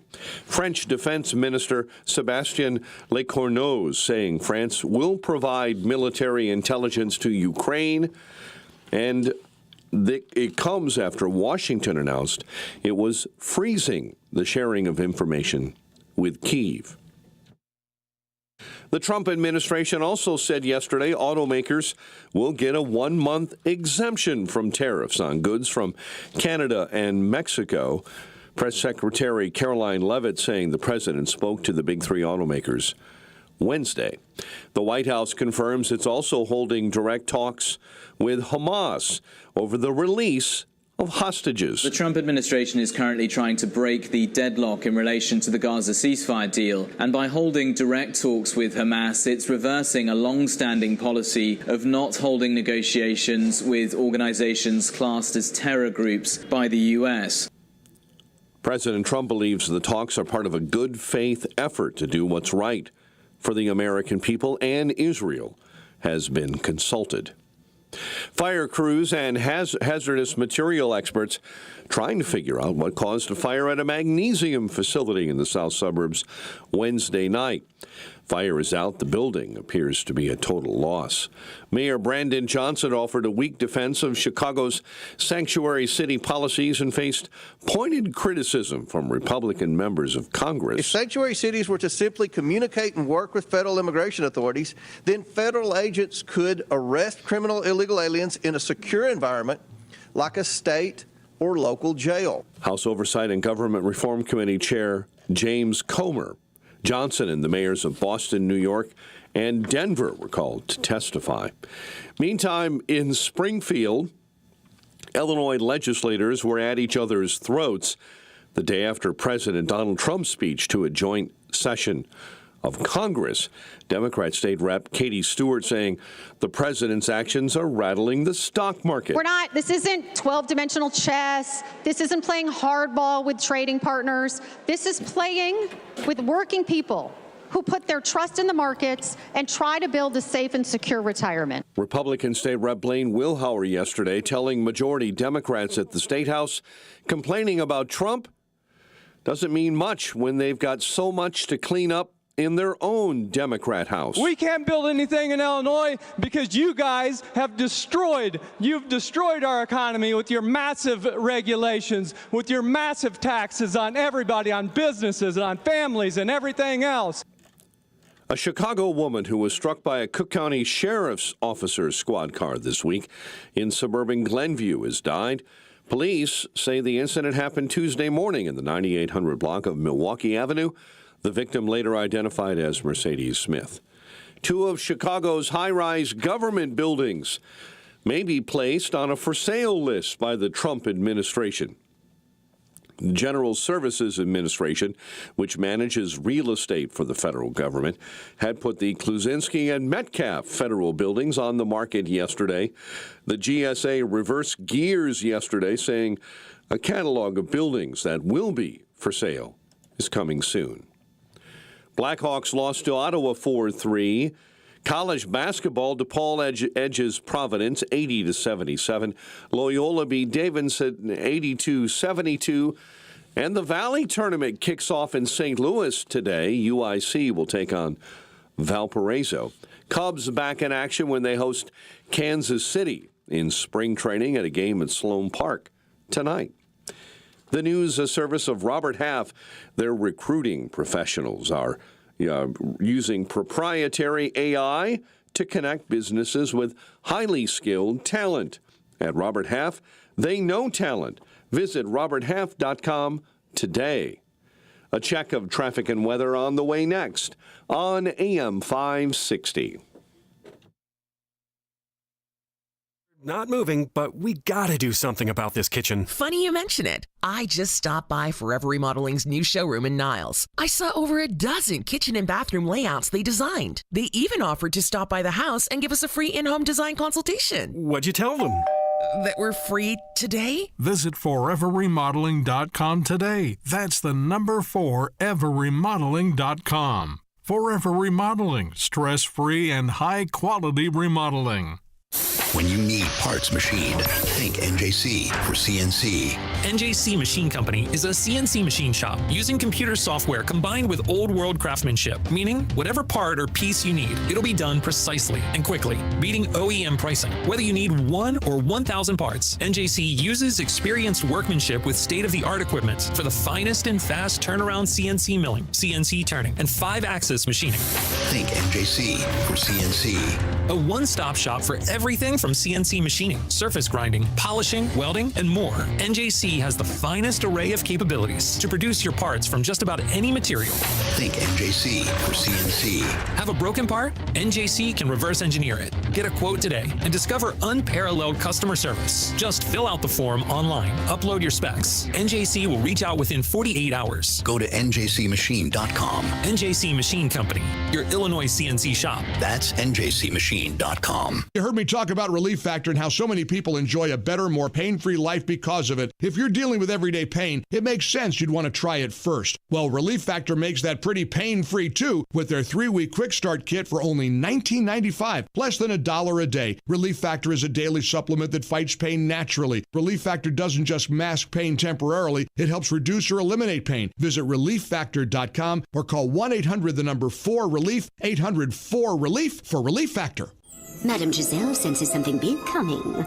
Is it a career change? Everything looks wet. I'm going to be a swim teacher. There's a roof. A swim teacher who also does roofing. No, the roof of your RV has a leak and it's ruining the furniture. Oh, that's okay. I'm covered by Progressive. But maybe I'm a swim teaching roofer who makes furniture. Customize your coverage with Progressive's Roof Protection Plus and be prepared for the unexpected. Progressive Casualty Insurance Company and Affiliates. Roof Protection Plus available for RVs less than 6 years old. $250 deductible applies to any claim. Wesley Financial Group is not a law firm. If you own a timeshare, don't miss this public service announcement from Chuck McDowell, founder of Wesley Financial Group. If you receive an unsolicited phone call or mail piece to discuss selling, renting, or especially canceling your timeshare, don't fall for it. If you really want out of your timeshare, hang the phone up immediately or throw that mail piece in the trash and contact your timeshare resort or Wesley Financial Group for assistance with your timeshare. As the only Inc. 500 timeshare cancellation company, our knowledge, experience, and results has made Wesley a trusted resource for over 40,000 families we've helped get out of their timeshare. Give us a call, and I'll send you our timeshare exit information kit free with the straight facts about your timeshare and all of your options for cancellation. Call for your free info kit, 800-839-8484. 800-839-8484. 800-839-8484. Think O'Reilly Auto Parts for all your car care needs. Get the parts and service you need fast from the professional parts people at O'Reilly Auto Parts. 6:40. Let's get an update on the roads. Team Hochberg Traffic Center time. Inbound Kennedy, 35, O'Hare into the Burns Circle interchange. The Ike inbound, 53 from 390 into the old post office. Stevenson, 44 from 355 into DuSable Lakeshore Drive. Jane Addams accident, left center lane blocked. It's on the eastbound side of I-90 between Higgins to right before Roselle. Chicago's Morning Answer with Dan and Amy continues next. Now your official Chicagoland weather forecast. Breezy this morning, otherwise mostly sunny and a high of 44. Overcast and 33 tonight. Snow and rain tomorrow, high 38. Partly cloudy and 28 right now. Your next news update is at 7. Chicago's Morning Answer continues next on AM 560 The Answer. Now, from the Signature Bank Studios.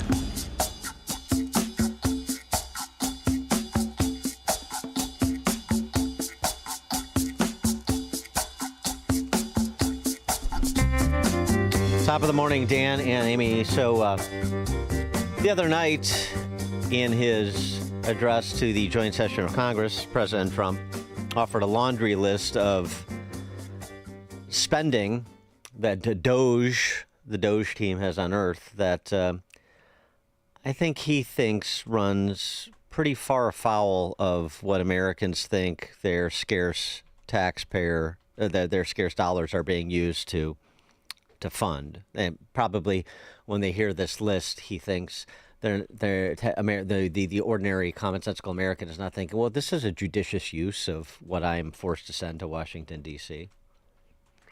And there were a couple, one in particular, that I think were quite jarring.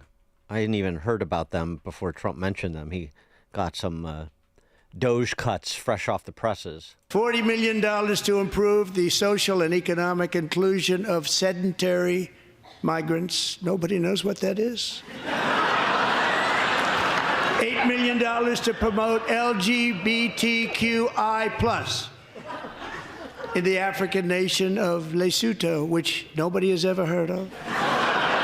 $60 million for indigenous peoples and Afro-Colombian empowerment in Central America. $60 million. $8 million for making mice transgender.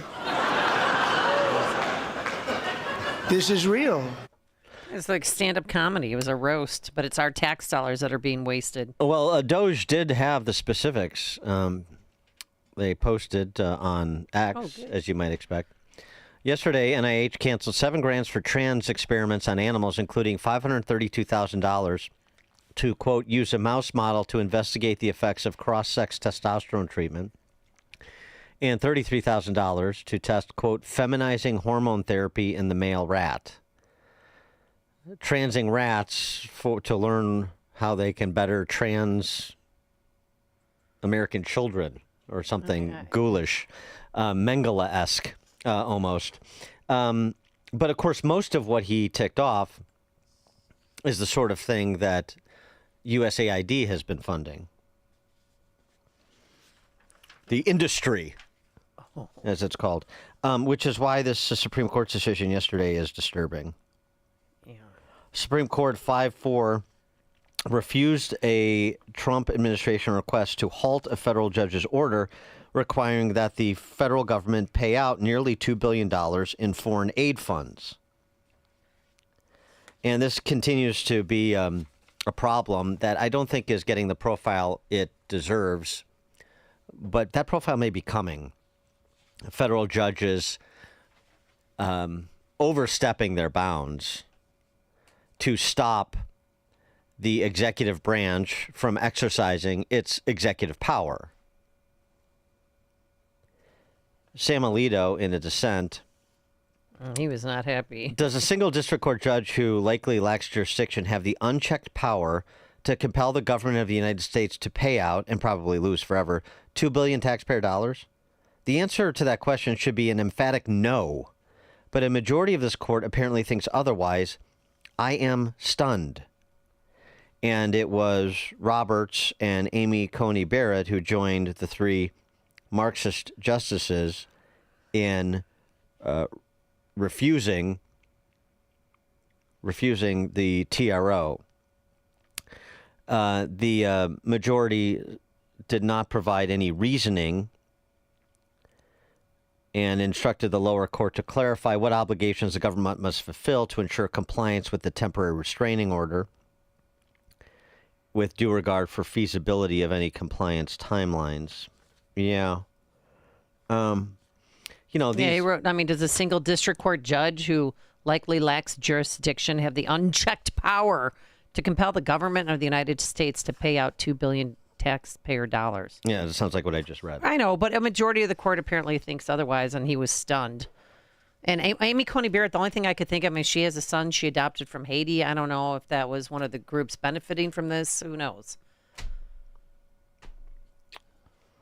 312-642-5600 is turnkey.pro answer line. You can also text us on that very same line. Alito also noted that the lower court overreached by issuing a de facto universal injunction, labeling it non-appealable, and demanding the money be spent in 36 hours.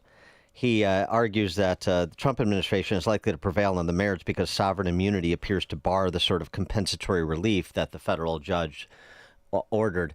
I'll tell you,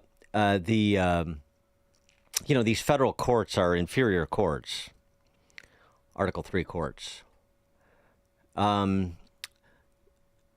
This sort of activity by federal district court judges, and then the ratification by the Supreme Court, Amy Coney Barrett, and in particular, and Justice Roberts. If they're not going to respect the constitutional powers of the executive branch, then you may see not an action for an impeachment of a particular federal judge.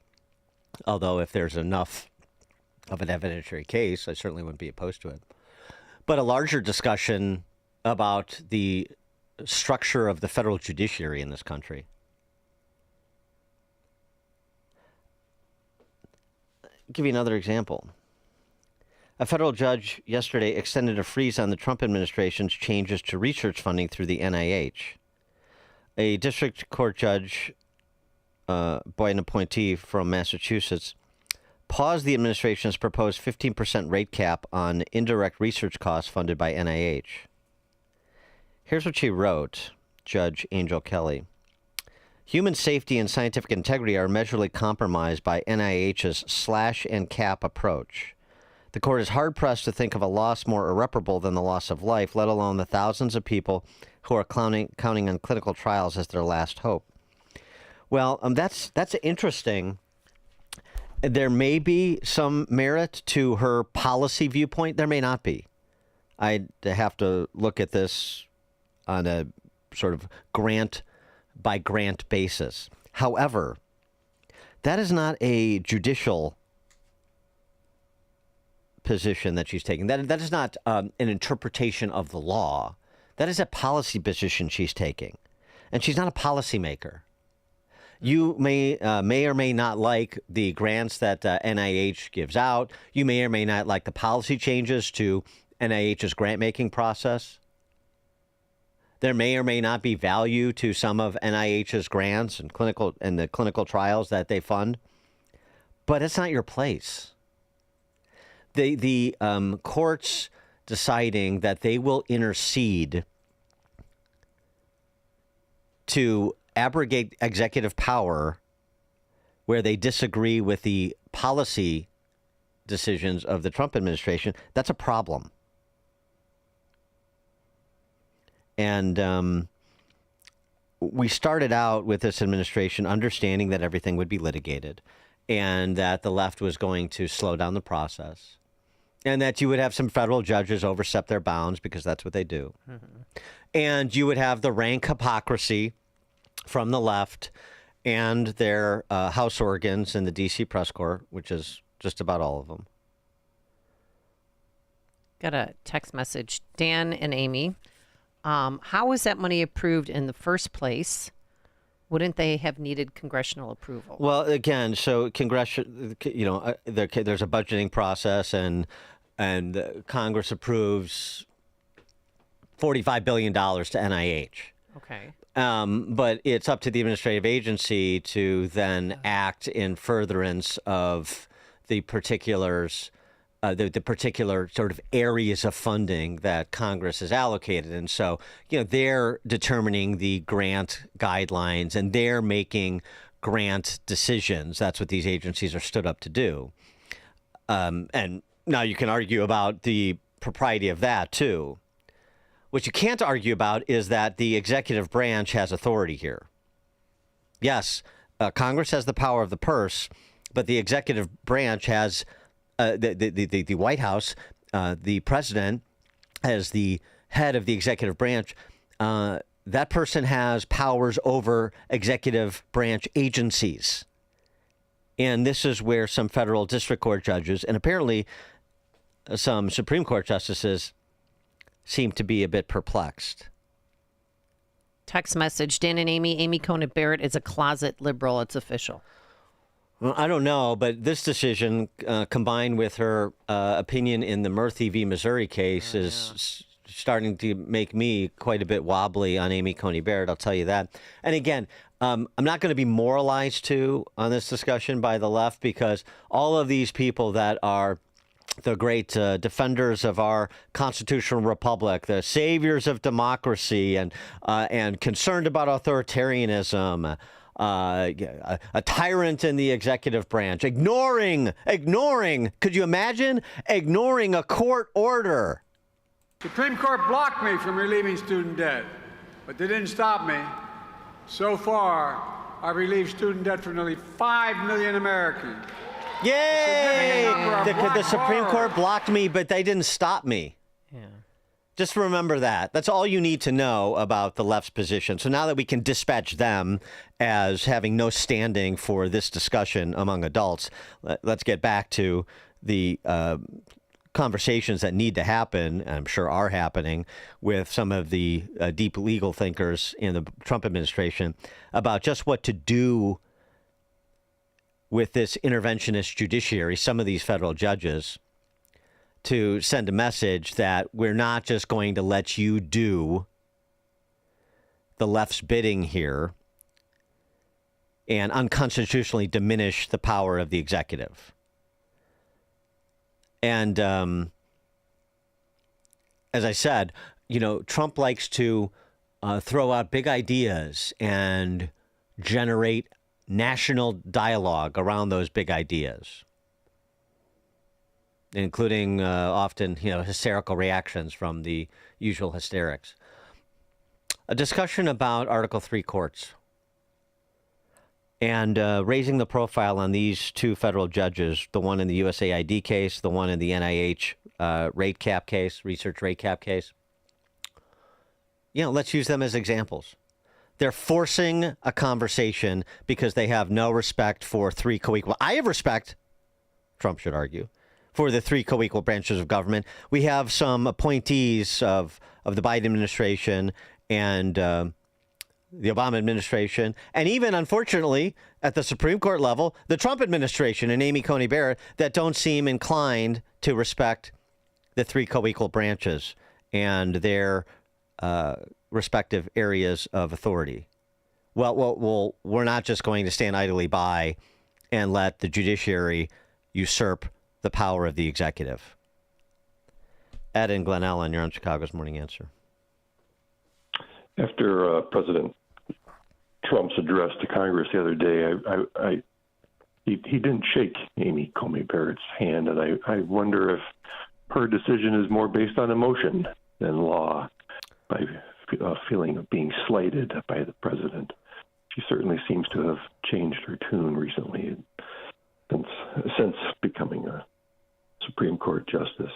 Yeah, thanks for the call. I saw that exchange when he entered the chamber.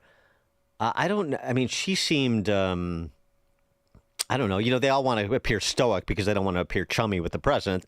They want to maintain their independence, both substantively as well as from a perception perspective. But I don't know, she looked pretty disgusted by Trump. And I don't know if it was he didn't shake her hand or she didn't shake his. That's the vibe I got. Yeah. There's something going on there. I mean, he went down the line and just sort of greeted them, hi, hello, and they were sort of stone-faced, but she was like bitter. Yeah. Bitter woman. She looked like, my dates often look. I don't know about this. I don't care for you, and but the world is watching me right now. Stay out of my space. Sarah in Glenview.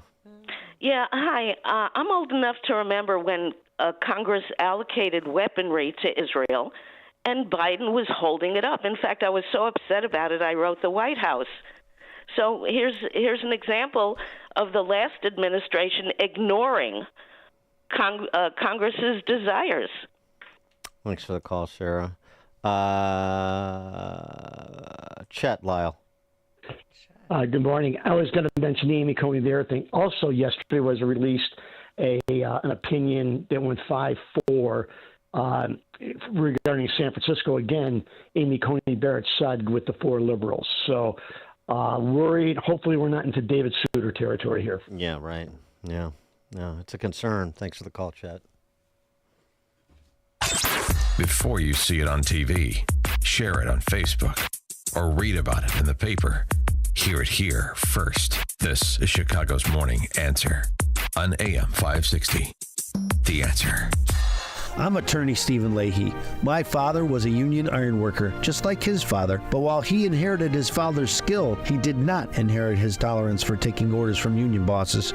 He needed a change, something that was his, something where he could call the shots. So he started a janitorial company. His company cleaned grocery stores and airplane hangars, dentist office and construction sites, hardware stores and restaurants. As his business expanded, so did the complexity of managing it, especially the taxes. Preparing tax returns requires records, and Dad just never got accustomed to keeping good records. That was a mistake. It cost him his business. Initially, I followed my father and grandfather and became a union iron worker, third generation. I'm very proud of that legacy. Now I'm a tax attorney. I help business owners protect what they've built. Fighting back against the IRS is personal to me. If you own a business and have tax troubles, fight back. Go to fightbacknow.com. That's fightbacknow.com, or call 312-664-6649. Become a freedom fighter today. Business owners, now's the time for your business to make the move to a locally owned business bank.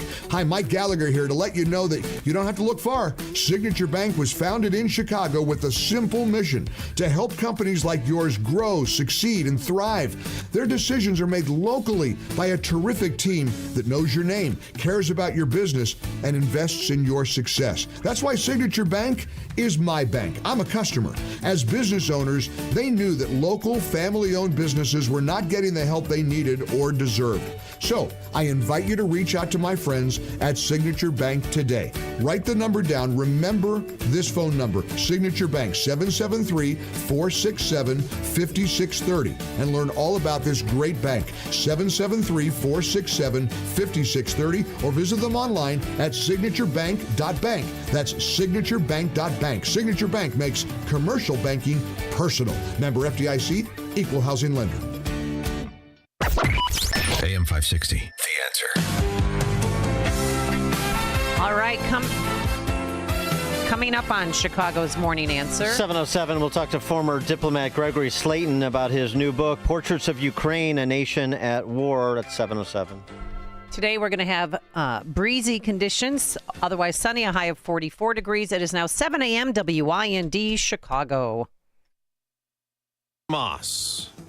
I'm Dave Anthony, Fox News. Posting on Truth Social last night: release all the hostages in Gaza, those alive and the dead bodies of the ones murdered, or it is over for you.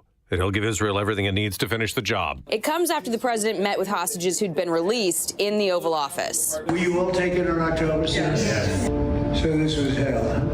It was the worst thing that anybody can go through. The administration's been holding direct talks with Hamas over the release of the hostages and also a broader deal to end the war. That makes direct contact with a terrorist organization for the first time, against longtime precedent. Fox's Jackie Heinrich at the White House. Now, Hamas insists it'll only release hostages if there is a peace agreement. The president's also still trying to end Russia's war in Ukraine. The special U.S. envoy to both countries, Keith Kellogg, tells Fox, look, you've got to come to some type of negotiated solution to this. This war is not going to be decided on the battlefield. It's just not. European leaders are gathered at a summit. Leaders are worried they can no longer rely on steadfast support from the United States. This following the Trump administration making overtures to Moscow and pausing weapons and intelligence sharing with Ukraine. France is now open to using its nuclear arsenal to protect European allies. Fox's Jonathan Savage. President Trump may sign an executive order today. The Wall Street Journal reports would instruct the new Education Secretary, Linda McMahon, to eliminate her department, saying the experiment of controlling American education through federal programs has failed. McMahon was officially sworn into Trump's cabinet this past Monday. She does say that fully eliminating the department would require Congress to take action. The order has been in the works since early in Trump's transition. Fox's Lucas Tomlinson. Democrats oppose eliminating that department, and they also keep trying to stop DOGE in court. Last night, Elon Musk met with House Republicans in his push to slash the federal workforce and spending. Congressman Jeff Van Drew tells Fox. And here's the deal with this. There's so much waste. There's so much fraud. There's so much abuse. We certainly can save a lot of money. America's listening to Fox News. 28 degrees. Skies are clear. Sunshine. At 7:02 on AM 560, The Answer. Good morning. I'm Mike Scott. Fire crews and hazmat teams are trying to figure out what caused a fire at a magnesium facility in the south suburbs. It ignited Wednesday night around 11:30. The fire is out. The building appears to be a total loss. One person injured after jumping to escape a fire on the west side early this morning around 2 a.m. Fire broke out in a building in the 600 block of North Springfield. Chicago Fire Media reporting 9 others made it out safely. Mayor Brandon Johnson offering a defense of Chicago's sanctuary city policies on Capitol Hill yesterday. Chicago's welcoming city ordinance and our other laws and policies do not lead to more crime. They do not prevent cooperation with federal law enforcement on criminal matters, and we do not harbor criminals. We arrest them. He had several fiery exchanges with Republicans, including South Carolina Representative Nancy Mace. Any individual that causes harm and breaks the law should be held accountable. This is why you have 6% approval rating, because you suck at answering questions. Chicago Teachers Union could soon call for a strike after nearly a year of sluggish negotiations with the Chicago Public Schools. However, they have submitted their final proposal, which addresses, the union says, 5 remaining must-haves. Creating the conditions to land a very favorable contract that will give our students a better than great chance at getting the schools they deserve. And a Wisconsin woman accused of sexually assaulting a student is being ordered to have a competency exam. Prosecutors say 33-year-old Anna Crocker, a former Kenosha County elementary school worker, sexually assaulted a child. Now the 13-year-old victim says Crocker assaulted him while he was asleep. Prosecutors this morning are alleging she had sexual contact with multiple other underage boys. Blackhawks lost to Ottawa 4-3 in overtime. Bears getting serious about that offensive line in front of Caleb Williams, trading for Pro Bowl guard Joe Thuney from Kansas City in exchange for a 4th-round draft pick. The news is a service of almostfreeteeth.com. What if you could save an average of 90% for dental implants and get 100% of your smile back? Check if you qualify at almostfreeteeth.com. A check of traffic and weather on the way next on AM 560. Why do so many companies count on Riverdale Plating and Heat Treating? Consistent high level of quality, an ISO certified and A2LA accredited heat treating, electroplating, fastener sorting, and packaging job shop. Riverdale Plating and Heat Treating meets and exceeds client specifications. Whether a high volume or a small production run, their processes ensure a job well done. Celebrating their 15th anniversary this year, they specialize in metal fasteners and stampings for automotive and other industries. And with a newly expanded sorting department, there are many sorting and packaging options to meet your needs. Riverdale Plating and Heat Treating serves customers in Illinois, Indiana, Michigan, Ohio, Wisconsin, and Tennessee, with easy access to all forms of transportation from an automated facility in Riverdale, Illinois, just 15 minutes southwest of Chicago. Want consistent quality? Call Riverdale Plating and Heat Treating, 708-849-2050, or visit riverdalePHT.com. It's time to throw your overpriced big wireless contract overboard. With a qualifying plan, you can choose an iPhone 14 or a Samsung Galaxy for $0. Pure Talk's U.S. customer service team will make the switch in as little as 10 minutes. No hassle, no gimmicks, just honest-to-goodness wireless price right. Dial pound 250, you say the keywords Pure Talk, claim your new iPhone or Galaxy with a qualifying purchase from Pure Talk, which is America's wireless company. Visit puretalk.com for details. After joining the United States Army, Thomas Kennedy served 2 tours of duty in Iraq and 1 in Afghanistan. But sadly, this soldier's life was tragically cut short. Thomas was killed by a Taliban suicide bomber in Afghanistan. He left behind his wife Cammie and their beautiful twins Maggie and Brody. Tunnel to Towers provided the Kennedy family with a mortgage-free home. Families like the Kennedys need your help. Donate $11 a month to Tunnel to Towers at T2T.org. That's T2T.org. Hi, I'm Ken Mariotti, owner of Woodland Windows and Doors, a 3rd-generation family-owned business since 1969. We know you're bombarded by choices when shopping for new windows or doors, so we're inviting you to experience the Woodland difference. For decades, we have been transforming living spaces with Marvin Windows, a 5th-generation family business. Marvin replacement windows have been known to increase the warmth of your cold rooms by 10 degrees. Think about that. 10 degrees warmer. When you welcome Woodland into your home, you will get a product expert to transform your living spaces, full-time, dedicated professional installers that you can trust in your home, along with the best products like Marvin.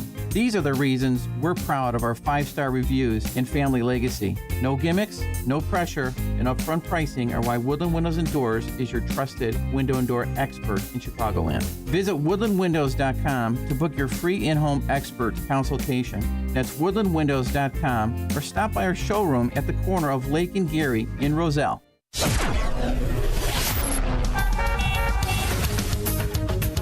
7:08. Let's get an update on the roads. Team Hochberg Traffic Center time. The Kennedy at 40 minutes. O'Hare into the Burns Circle interchange. The Icahn 1 hour from 390 into the old post office. Stevenson right now, slow traffic inbound 1st Avenue to Kedzie. Tri-State stop and go northbound between the Reagan, I-88, and the Eisenhower merge. And the Jane Addams has an accident eastbound between Route 59 to right before the accident site at Roselle Road. 2 left lanes are blocked. Chicago's Morning Answer continues next. Now your official Chicagoland weather forecast with Steve Williams. Mostly sunny. It'll be a breezy day today. High 44, cloudy tonight, and a low 33. A bit of snow and rain at times tomorrow. Could see about an inch. High tomorrow 38. Sunny to partly cloudy on Saturday, the high 47. I'm Steve Williams on AM 560, The Answer. Sunshine and 28 right now. Next news, 7:30. Chicago's Morning Answer continues next on AM 560, The Answer. Now, from the Signature Bank Studios. This is Chicago's Morning Answer with Dan Proft and Amy Jacobson on AM 560. The Answer.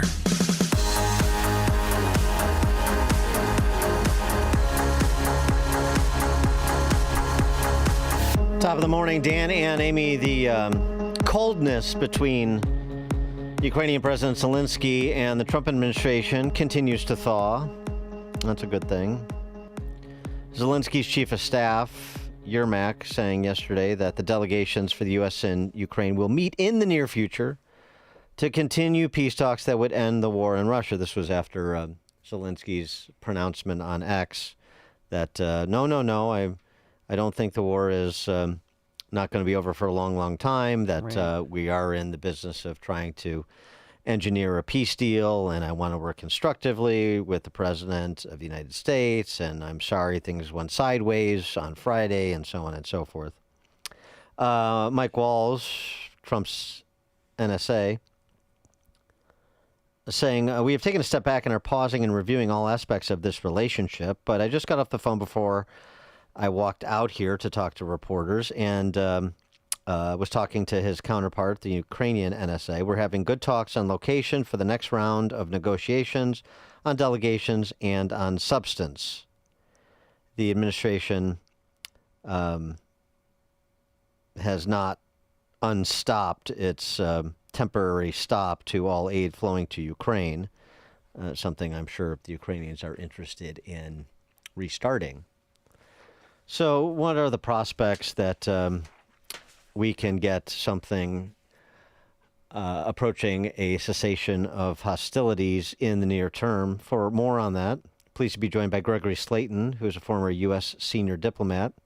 He's also the co-author of a new book, Portraits of Ukraine, A Nation at War. Gregory Slayton, thanks for joining us. Appreciate it.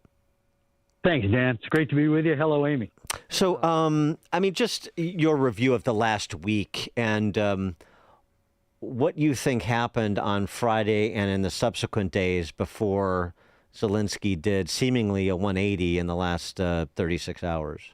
Yes, Dan. Happy to give you my thoughts. In fact, I was in Kiev a week ago Monday to mark the 3rd anniversary of the Russian invasion. I was invited by Zelensky and his team because of the book. And then I was in Washington for the absolute meltdown last Friday. So maybe one of the few Americans to be in both places. And honestly, I thought there were mistakes on both sides. But as I said to the president and his team, he's going into the Oval Office. President Trump is not going to change. Love him, hate him, whatever. He's not going to change. He is who he is.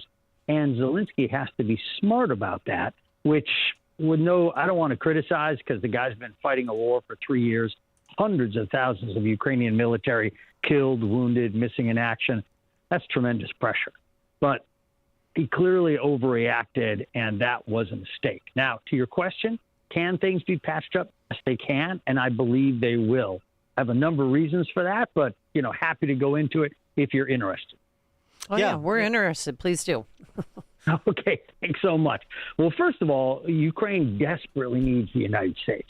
I think we all realize that. Yes, Europe is great. Europe's important. Europe does have a military-industrial base, which they are growing. But there's simply a number of key munitions that Europe does not make, right? And there's lots of other munitions that Europe does not make enough of at this time.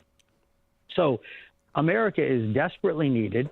Obviously, Ukraine is an ally, has been an ally for a long time.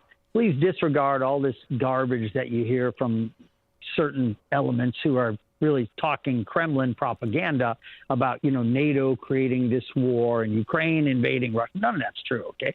Russia invaded. Let's just be clear about that. Russia invaded. They expected, and frankly, every Western intelligence service in the world expected Russia to win within 1 to 2 weeks. The fact that Ukraine is still fighting is frankly a miracle. And here we are, the second day of Lent. I'm a big believer in miracles, and that's a miracle. But Ukraine desperately needs the U.S. I believe Trump is going to force a peace, and I think that's a good thing. We need peace, but we also need a peace that's going to be a lasting peace. Remember, Nixon and Kissinger forced a peace a long time ago, but in Vietnam, they forced a peace that wasn't really a peace. It was really just let's get out of Vietnam, right? And 6 months later, the North Vietnamese crushed our allies and, communist hellhole for 20 years. So let's be sure not to follow that disastrous playbook, but peace through strength. I think Donald Trump understands that, and I do believe that's where we're going to go. Well, you said that the Russian-Ukrainian peace deal must include NATO guarantees because Putin, has a history of breaking 5 previous international treaties. Correct. Absolutely. Well, not just that. Yes, he's broken. But remember, this is a guy who practices assassination as a part of his foreign policy, right? They have no compunction to go onto other countries' soil and assassinate political opponents, not to mention his own major political opponent, Navalny, who was exiled to a Arctic prison and then effectively killed just over a year ago. Yeah. So this is clearly not the kind of guy that we're used to dealing with as president of the United States. This is someone who's been a dictator for 25 years. His word goes, and if you disagree with him, you fall out of a window, a 32-story window. Just look at the Wikipedia page saying how many oligarchs have fallen out of windows since the start of the the Russian-Ukrainian war. I think it's up to like 41 right now, something like that. So this is not somebody that we can trust. And like Reagan said, trust but verify. That's the key. Yeah, okay. I mean, I get it. Putin is a murderous autocrat, and you can't trust him. Although this clip that's been making the rounds of Bill Clinton from the 90s talking about his approach to Putin and his relationship with Putin is interesting. He sort of glossed over I guess this was actually probably before he breached it, Putin I'm talking about, but now Bill Clinton may want to revise and extend his remarks about Putin always keeping his word because obviously he violated the terms of the Budapest Memorandum.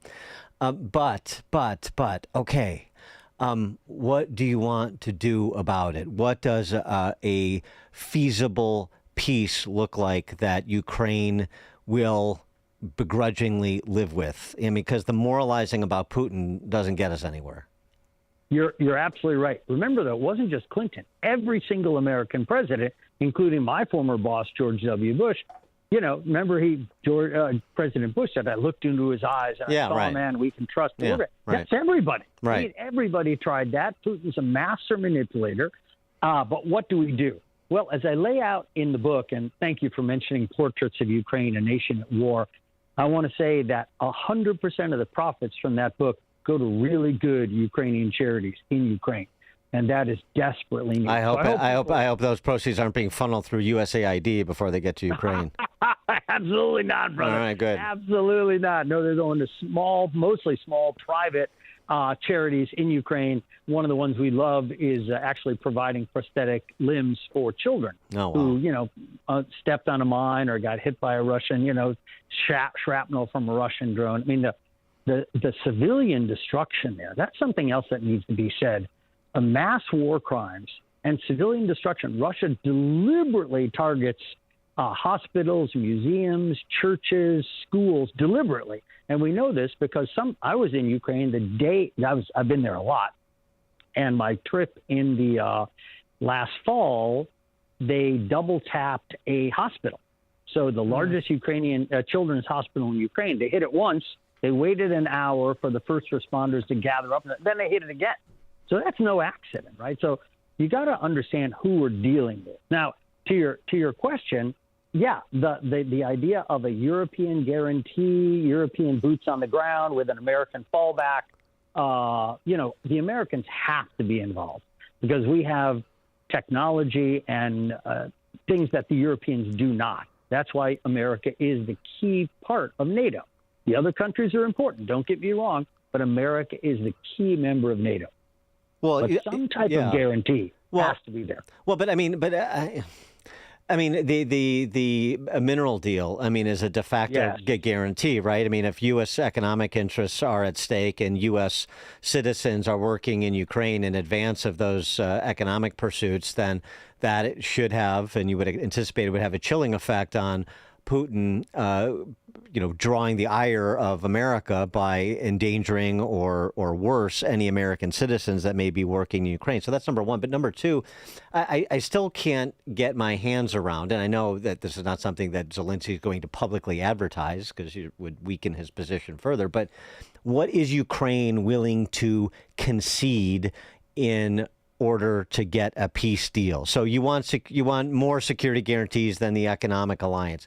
Okay, fine, but that's a discussion point. Where is a line you're willing to draw and say, we don't like it, we're doing this begrudgingly, but we understand pragmatically this is what we have to do to get to peace?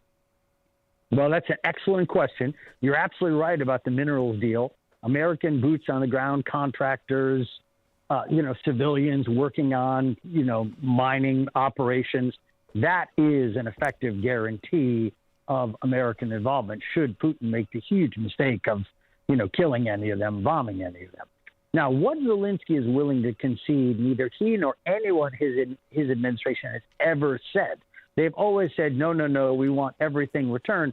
But when you talk to them privately, you realize they understand that they're going to have to give up some territory. Mm-hmm. That's one of the reasons that they've made the big incursion into Kursk Oblast in Russia, so that they can hopefully trade Kursk, which is Russia, absolutely, for some of their territory. That's their hope. But this is all going to come down to, negotiations, difficult, perhaps protracted, hopefully not. But it's going to come down to negotiations. Let's hope that our president can really get both sides of the table, get both sides to agree, and get a lasting peace deal that stops the killing. Do you think that Zelensky believes he's on a clock? In other words, here's my impression, and I'm a novice, so you correct me if you think I'm off, but my impression is that, Trump is not going to devote unlimited mindshare to this. He has gotten us to this point quickly. He wants to move this towards a cessation of hostilities quickly. The terms, and I'm sure he's willing to deal on the particulars, and our national security people engage Zelensky's and Putin's and try to figure out where the lines are going to be and so on and so forth. But if we can't broker a deal in the short term, then you run the real risk of America not providing open-ended support, even middling support the way the Biden administration did to Ukraine, to continue to prop it up, to continue to sustain their fight, and then you really run the risk of losing the country. Well, that's exactly right. And I do think that the Zelensky administration understands that there is a clock, so to speak, as you mentioned. I've certainly Let them know that, they've got an opportunity now. Look, you don't like it. Nobody likes giving up territory, especially after, the Russians have invaded and not just killed and wounded maybe 500,000 of your soldiers, but millions and millions of your civilians have been displaced. Many have been, wounded and killed. I mean, civilian casualties in Ukraine and the number who have had to leave their villages and homes is huge. But you're absolutely right. There's an opportunity here. The clock is ticking. You've got an open window, to change metaphors. The Zelensky administration has to grab that opportunity, run with it, and make sure they get the best peace possible. Gregory Slayton, former U.S. senior diplomat, his new book, Portraits of Ukraine, A Nation at War. Gregory Slayton, thanks so much for joining us. Good luck with the book. Absolutely, Dan. Thank you. And all profits to charity. I hope people buy it. It's doing great. So thank you very much. All right. Congratulations. And he joined us on our turnkey.pro answer line. Connect with Dan and Amy on the AM 560 The Answer mobile app. Just text the word app to 64636 to download the app today. Maha starts with Virago, making America healthy again. With the worst flu season in years, you need an immune system boost. The stronger your immune system, the stronger your body fights and defends against So get Virago. Virago Immune Enhancement Support is a unique blend of 23 nutraceuticals, ingredients that have been available as individual nutraceuticals, but now working in synergy to maximize their effects. Recommended by medical physicians, dentists, and other healthcare professionals, Virago is the nutraceutical cocktail for immune support. Developed to strengthen your immune system for quick response to immune challenges, for short and long-term immunity, antiviral, anti-inflammatory, antioxidant. It even protects your heart, kidneys, liver, all in a unique liquid supplement for better absorption. Order online at myvirago.com. That's myvirago.com. myvirago.com. Use coupon code IMMUNE to save 30%. Quality ingredients for optimum health. Maha, making America healthy again starts with Virago. Hi, I'm Ken Mariotti, owner of Woodland Windows and Doors, a third-generation family-owned business since 1969. We know you're bombarded by choices when shopping for new windows or doors, so we're inviting you to experience the Woodland difference. For decades, we have been transforming living spaces with Marvin Windows, a fifth-generation family business. Marvin replacement windows have been known to increase the warmth of your cold rooms by 10 degrees. Think about that, 10 degrees warmer. When you welcome Woodland into your home, you will get a product expert to transform your living spaces, full-time, dedicated professional installers that you can trust in your home, along with the best products like Marvin. These are the reasons we're proud of our 5-star reviews and family legacy. No gimmicks, no pressure, and upfront pricing are why Woodland Windows and Doors is your trusted window and door expert in Chicagoland. Visit woodlandwindows.com to book your free in-home expert consultation. That's woodlandwindows.com, or stop by our showroom at the corner of Lake and Geary in Roselle. A decision we made that nobody believed in, that we felt strongly about, was the name change from PM Bedroom Gallery to Penny Mustard. Ben and Arvid Huth, brothers and owners of Penny Mustard Furnishings. Well, we knew the name fit right away. Yeah. And I mean, when we saw the name, I'm like, yep, that's it. And you saw the name and you were like, that's it. Yep. And we had a key employee that said, I won't even work for a company that has that name. I couldn't even wear a shirt that has that name on it. But I remember after we announced that, the Journal Sentinel in Milwaukee had ran an article, and then there was a bunch of comments online afterwards. And I remember counting, there was 145 comments. 143 were negative, and some extremely negative. Yes. Brutal. Hate mail. It was bad. It was bad. People hated it. And the other two that weren't negative were like, oh, this is genius. It's got all you guys talking about it. The other one might have been our mom. See more at pennymustard.com. So I guess the moral of the story is, if you know something's right and everybody else says it's not the thing to do, go with your gut. Go with your gut. Yep. It's Chris Stigall for townhall.com. President Trump addressed the nation this week and continued to drive home his agenda. Broad tax cuts, deregulation, drill baby drill, tariffs to balance trade and push partners toward fairness, and of course, reinvesting in defense. Trump is well on his way to achieving all of these bold, ambitious projects, but we got to trust the process. It's not going to be instant.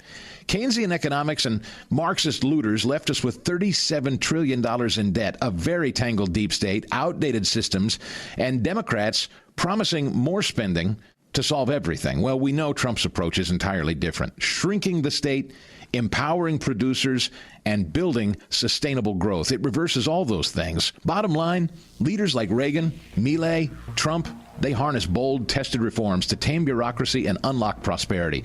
But it's patience that yields the prize. It's sound medicine, but it's not going to heal overnight. I'm Chris Stigall.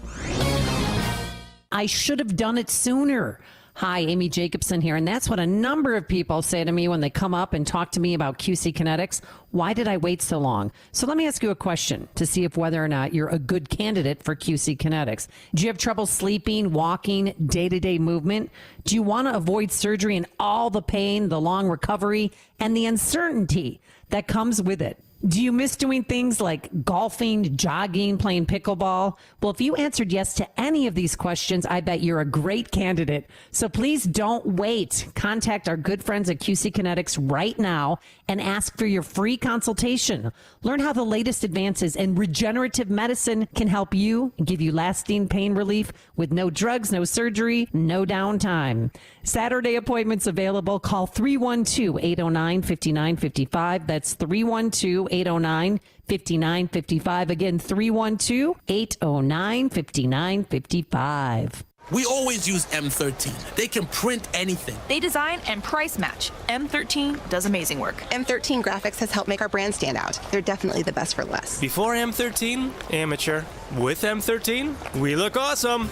M13 Graphics, Chicago's leader in full-color design and printing. Set your business up for success with exceptional print products. Turned around in just 24 to 48 hours. Business cards, postcards, posters, banners, brochures, apparel, you name it. M13 will design and print nearly anything for your business. They have the right people in place and a reputation that keeps customers happy and coming back for more. They're a Chicago company that embodies the idea of business integrity. They live it every day. After all, in this country, you're free to do business with who you choose.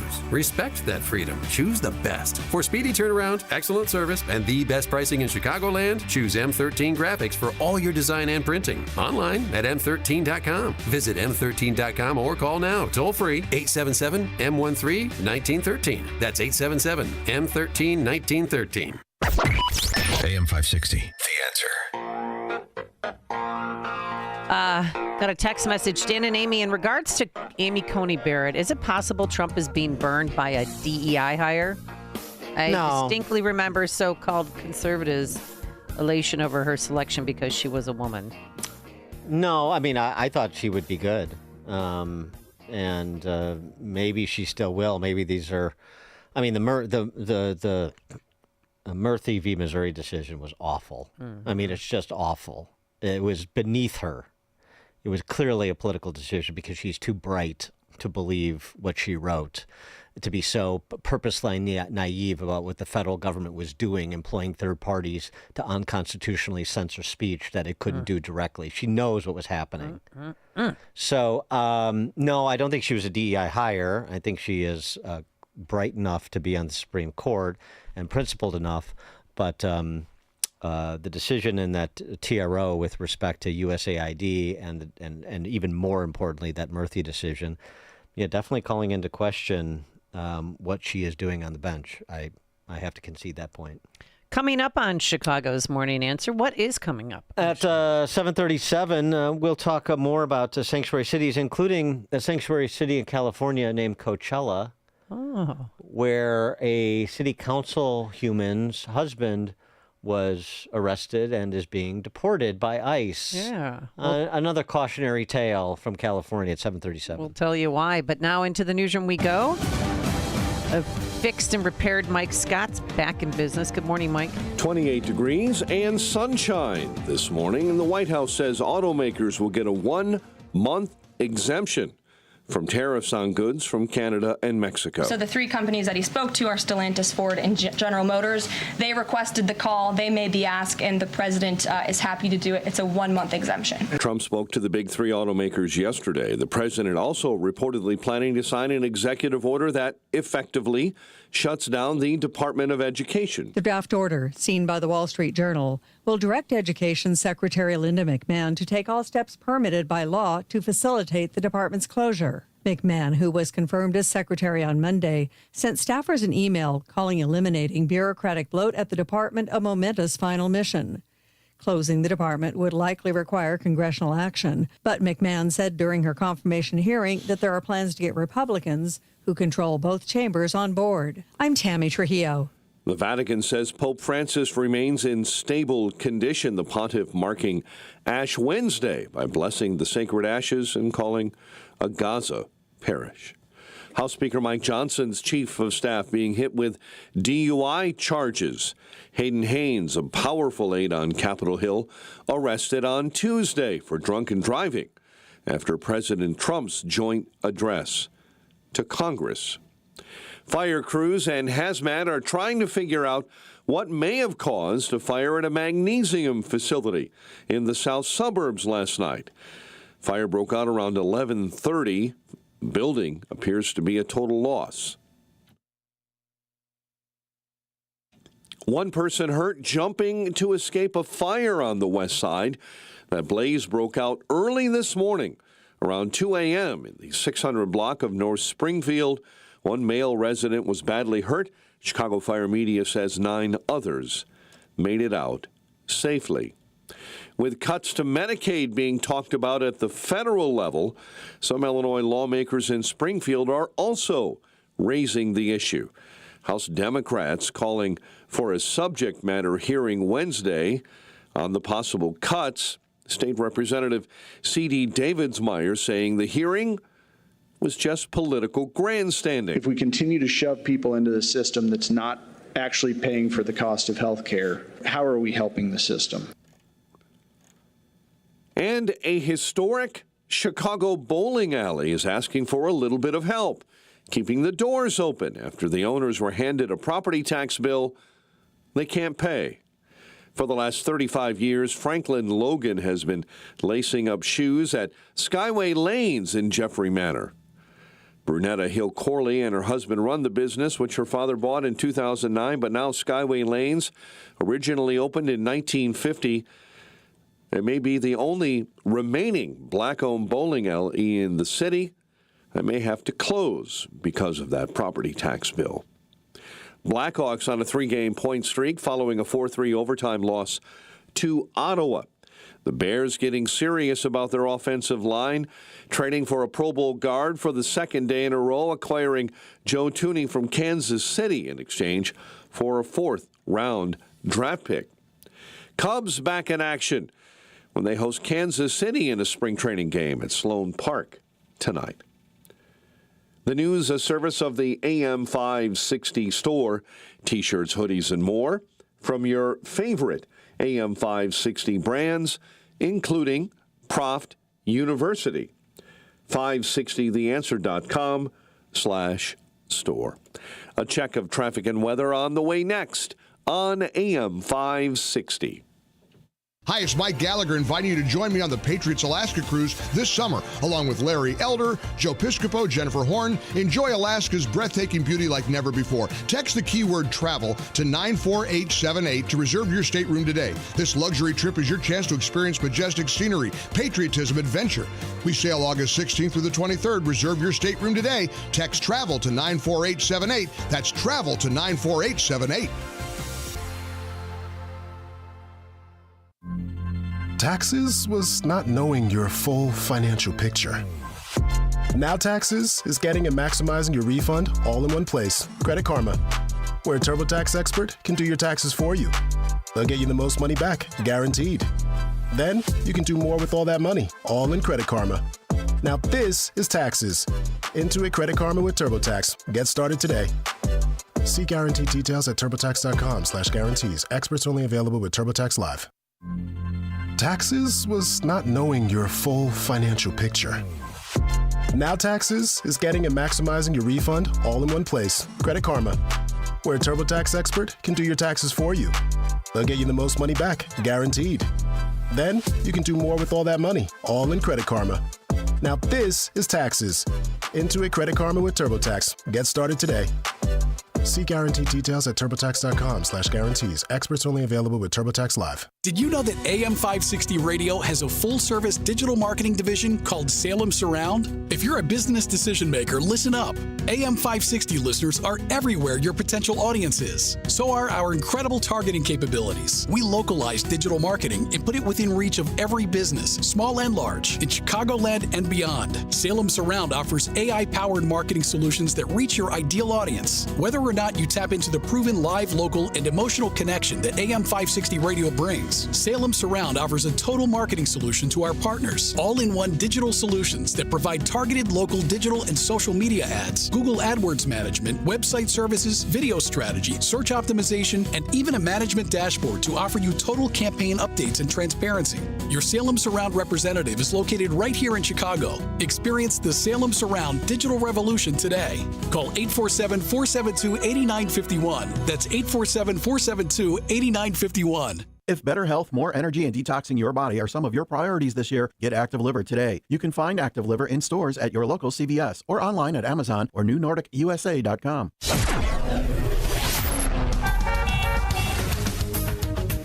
7:37, Team Hochberg traffic center time.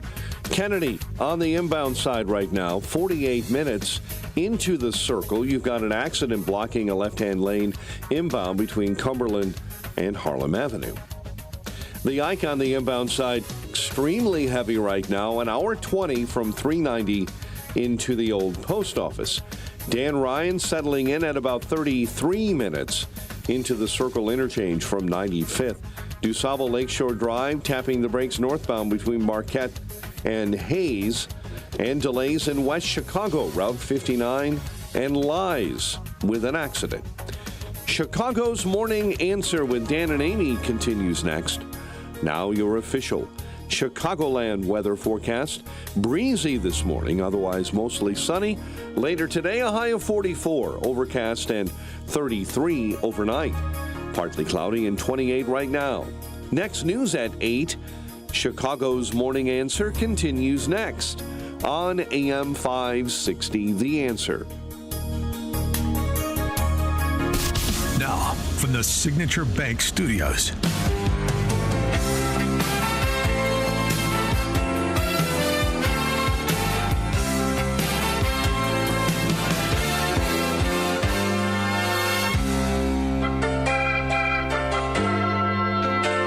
Top of the morning, Dan and Amy. Life in a sanctuary city. Coachella City Council human Yadira Perez has a husband who was picked up by ICE, and she was having none of it. Well, she interfered. She was having some of it because she had no choice but to have some of it, but she wasn't ecstatic about it, I'll tell you that. My husband away. These are FBI agents who work for Border Patrol. Okay? I want everybody to know. 8 FBI agents surrounded us, and they said that they had a deportation order for my husband. They never showed me anything. They never showed my husband anything. She says they've been married 2 decades, and he's lived in the United States 30 years. I don't know what to do. My husband has lived in this country longer than he's lived in his own country. We have a family. Wait for Did your husband have a criminal record? My husband wasn't perfect. Oh. But whatever he did, he paid for it. Oh, he did? And he had been here doing everything he had to do. We did our taxes. 312-642-5600, turnkey.pro answer line. You can also text us on that very same line. I wonder what he had. What was his conviction, Dan? The press release from ICE documented that it was assisted by FBI agents. FBI agents don't work for ICE. Interesting confusion for somebody who works or did until she resigned for the Riverside County Sheriff's Department. Okay. She's an elected official in Coachella, which is a sanctuary city. You won't be surprised to learn. Her husband first came to the United States without being admitted by an immigration official. That means illegally. Okay. Why don't they just say that he came here illegally? He was later convicted in Riverside Superior Court in August of 1994 for possession of methamphetamine for sale. The next year, in March of 1995, an immigration judge ordered Jimenez to be removed from the country after he was arrested by INS. He later re-entered the country illegally and again spent time in prison for criminal activity, according to ICE, convicted by a Riverside County court again for inflicting corporal injury on a spouse in June of 98. He was also convicted on DUI charges in 96. His arrest was part of a broader ICE initiative to investigate closed cases within a database of undocumented immigrants who've been deported, according to a criminal complaint that was filed in U.S. Central District Court of California. This is part of a project by ICE that began actually in September 2021. They records check, according to ICE, in the complaint, the representation in court, discovered that the city councilwoman's husband had multiple arrests and convictions after his last removal from the United States. This information was forwarded to the ICE field office in San Bernardino, California. A deportation officer reviewed Jimenez's case in the agency's database, finding his arrest papers for the assault with a deadly weapon. They also found that he had not applied for or obtained from the Attorney General or the Secretary of Homeland Security permission to reenter the United States. And so the complaint found probable cause that Jimenez had violated U.S. law regarding people found in the country illegally following a deportation. So that's why he was deported despite being here for a long time. In point of fact, what this highlights is exactly what's wrong with our immigration system here and what is offensive about sanctuary cities and the sophistry you get. I mean, I understand it's her husband and so forth, and so she's going to be emotional about it, and he wasn't perfect, very generous description, but regardless, family separation. Well, families are often separated when a family member commits crimes repeatedly. They go to jail. Yeah, that happens in this country. Yeah, that happens in this country Got too. a text message. She should go back to his foreign country with him, since she resigned from the Riverside Sheriff's Department, and Well, but she's too busy being a public servant for the city of Coachella. No, I mean, I hear you. It's a difficult situation, but it's a situation that's been made difficult by her husband's conduct and the inability and lack of political will in places like California and intermittently with presidential administrations to enforce federal immigration law. And now that that has changed and we have an administration that's getting very serious about it with point people that are very experienced in these tasks, now we get the hue and cry. And now it's, this is the sort of case that provided the backdrop for these sanctuary city mayors that testified before the House Oversight Committee yesterday, and for all of the histrionics that you're getting from the new Marxist Party when they're not shedding tears over displaced USAID staffers. They're offering their hues and cries in the direction of people like this councilwoman's husband and other people in this country illegally. At the same time, they mouth the words, of course, people who are public safety threats should be removed from this country. And yet the stories every day, like this one out of Chicago. Oh, boy. Authorities are trying to track down an illegal migrant and suspected Tren de Aragua gang member after prosecutors unexpectedly dropped his domestic violence case. Huh? Yeah. Chicago police initially tried to charge the man, the 33-year-old, with felony sexual assault and kidnapping. The prosecutors rejected those efforts, then dropped the charges.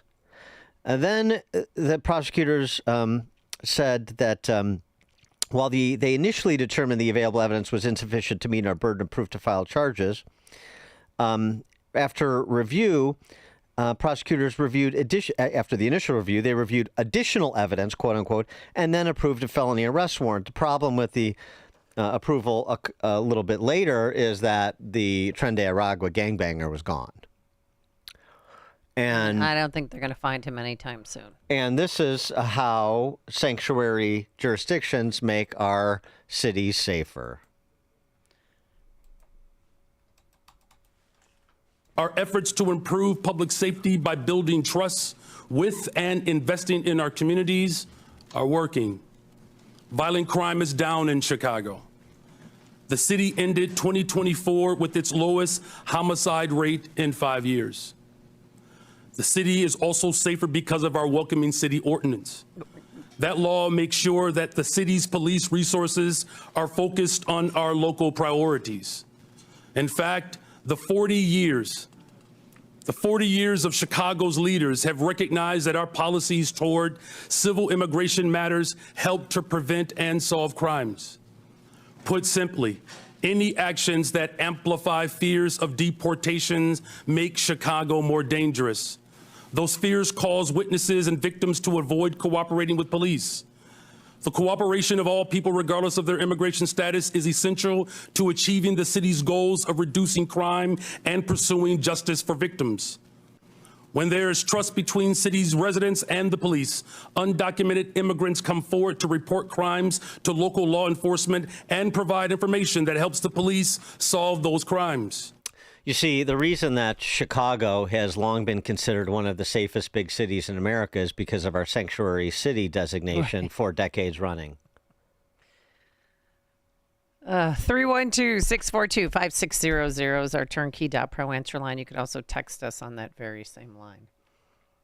Yeah. It's the sanctuary city designation that keeps Chicagoans safe. Right. Mm-hmm. Weekend after weekend, day after day. You know, I mean, violence used to wait for the weekends or at night. No, it doesn't matter. It's 24/7. It's working. What you see in Chicago and what you have seen under Brandon Johnson, under Lori Lightfoot, under Tiny Dancer, under Tiny Daly, what you see is politicians committed to public safety, and it's paying dividends for Chicago residents, right? Isn't that Chicago's reputation, one of the safest cities in America? Yeah. Which is why when you travel anywhere overseas and you say you're from Chicago, you get the Al Capone Tommy gun boom, boom, boom, boom, boom thing in response to I know Chicago. Because it's got this reputation of being a peaceful paradise by the lake. It's never had that. Okay. In addition to the human cost, or I should say the human dividends, the lives saved thanks to the Sanctuary City Ordinance. I mean, we still had 573 murders last year. Think how many That's more. That's a slap in the face for any of the victims' surviving family members. Think of how many more we'd have if we didn't have a Sanctuary City Ordinance that prevents local police from working with federal law enforcement. The way that you keep people safe is to make sure your local police do not cooperate with federal law enforcement. Okay. In addition to the benefits in terms of saved lives, we also have the question of highest best use of scarce taxpayer dollars. Byron Donalds, congressman from Southwest Florida, gunning to be the replacement to Ron DeSantis as governor of Florida, queried the sanctuary city mayors, including Brandon Johnson, had this exchange. Mayor Johnston, coming back to you. How much did your city spend on illegal immigration? Do you have a round number? Over the last couple of years on all newcomers, whatever their status was, it's around $79 million since 2022. $79 million. Mayor Johnson. Denver. Chicago. Yeah. How much has the city of Chicago spent on illegal immigration? If you're referring to the 2022 up to 2024 of the buses coming from Texas, roughly the same percentage of the state of Texas, about 1% of our overall budget. What is that? Because I don't have the city's budget in front of me. Numbers. It's 1%, and if you want the actual calculation, we can make sure someone... You're the mayor. You don't have the math in front of you. It's 1% of the overall budget over the last 4 years. That's why you were failing, which is Mayor the same Adams, number that was sent from us from the state of Texas. How much did the city of New York actually spend on illegal immigration? Mayor Johnson, I already asked you. You don't have a hard number, and if you don't have a hard number, you're not running your... Well... You're asking him to do math real time, or maybe have working knowledge of the size of the city's budget, and that's he doesn't want that's to unfair. Know. He can't answer the question because he's like everybody else. You're like an ostrich. You put your head in the sand. Well, he doesn't want to say $700 million either because that sounds like a big number. Mike in Tinley Park. Yes. Good morning, Dan and Amy. Mike, are you at the bottom of a well? Do you need help? Do you need us to send help? Mike? Can you speak into your phone? Mike? Oh, see now he fell deeper into the well, Dan. All right, we're going to call Tinley Park Resources. We'll put you on hold and see if we can't get an emergency responder over there. Yeah. David in Winnetka. David, are you in the bottom of a well too? David? Oh, boy. Text message, Dan and Amy, why isn't BJ in jail? Why isn't Brandon Johnson in jail? Yeah. For what crime? I know, exactly. All four of those mayors have been referred to Pam Bondi in the Department of Justice. For what? Crimes against humanity. The other exchange that was interesting, mentioned earlier, but it bears repeating, because not too many of the House Oversight Committee members got to the crux of the issue. Start with their premise and work the logic. That's how you can bring people along, as opposed to these sort of data arguments. The spend is important because it raises the specter of opportunity cost. $700 million in Chicago, let's just say that's the number. Let's use Brandon Johnson's number, start from his premise. Okay, so $700 million over 4 years. And what that could have been used for with respect to the provision of services to, lower income families in Chicago. Let's start there. So that's worthwhile. But so is this exchange from Scott Perry, which goes to this idea that Brandon Johnson and Chicago are victims of circumstance. They were preyed upon by Greg Abbott, and Brandon Johnson is very upset about it. Very upset about the buses that were sent to Chicago. But is he? According to my records, you have welcomed 51,648 illegal aliens to your sanctuary city. So I'd ask you, sanctuary from what? If you're referring to the number of individuals that were bused from Governor Abbott without any coordination, the 52,000 individuals that were seeking asylum, those individuals were bused to us. I passed a bus ordinance to work to coordinate with the governor of Texas. He refused to do that. But that transfer of individuals was the result of the governor of Texas, not the result of a welcoming city ordinance. Welcoming city ordinance. So you're not welcoming these people that came here illegally? The individuals that were bused to us from the border. They were not welcome in Chicago? You didn't welcome them? You didn't provide them sanctuary? So the welcoming city ordinance is pretty straightforward. It allows for our local law enforcement to focus on local policies, and that's why we're seeing a decline in violence. So you don't care about federal law enforcement policies, only local policies? We comply with all laws. What I do care about is this body, Washington, passing comprehensive immigration. Yeah, what are you providing sanctuary from? Federal law enforcement. What is the welcome city ordinance? It's pretty straightforward indeed, and has nothing to do with reducing violent crime. That's just repeating a talking point. What's the welcome city ordinance mandate, if you will? It mandates that anybody who wants to come here, who's able to get into this country illegally, will be welcomed and underwritten. And Michelle Wu, Barrington's very own, she's insufferable. Michelle Wu at least was honest enough to provide the sanctuary city politicians' actual viewpoint. And she did it in multiple languages to emphasize the point. You belong here. This is your home. Boston es tu hogar.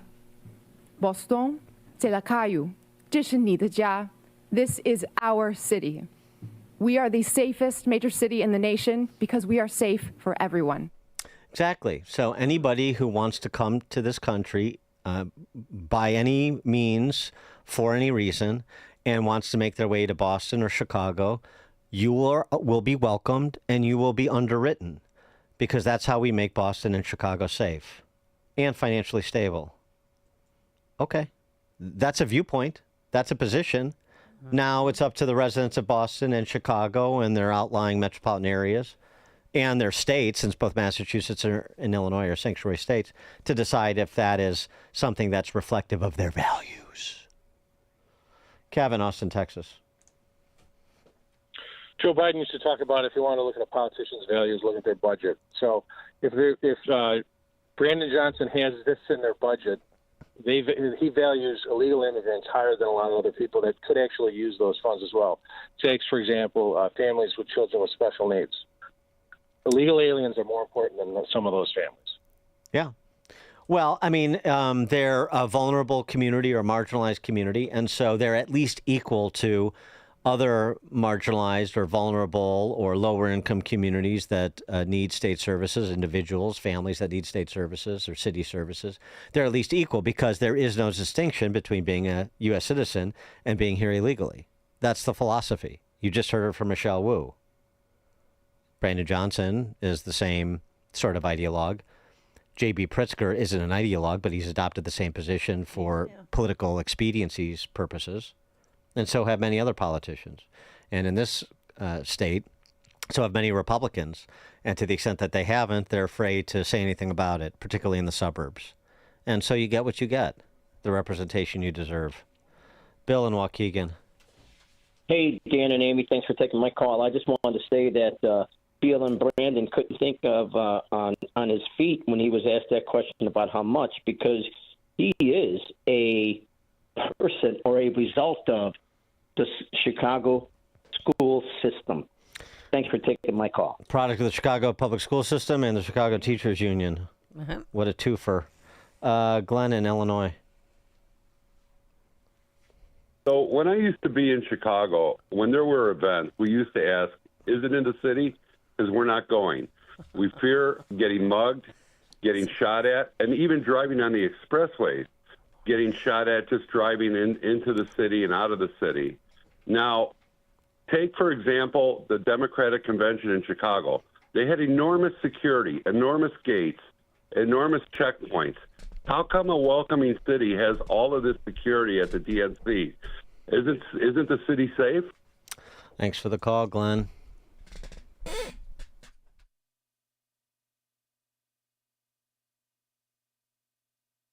All right, coming up at 8:08, we'll turn our attention to DEI. Stanley Ridgely joins us. He's got a new book, DEI Exposed. And wait till you hear some of the DEI numbers, the budgetary numbers, speaking of finances of public institutions, from the University of Illinois. We'll start with U of I's DEI hierarchy at 8:08. But now let's head into that newsroom for news here at home and around the world. The one and only Mike Scott. Good morning, Mike. Glad you're back. Sunshine outside and clouds on the way. A little more snow tomorrow. Huge fire destroys a South Suburban magnesium facility this early morning.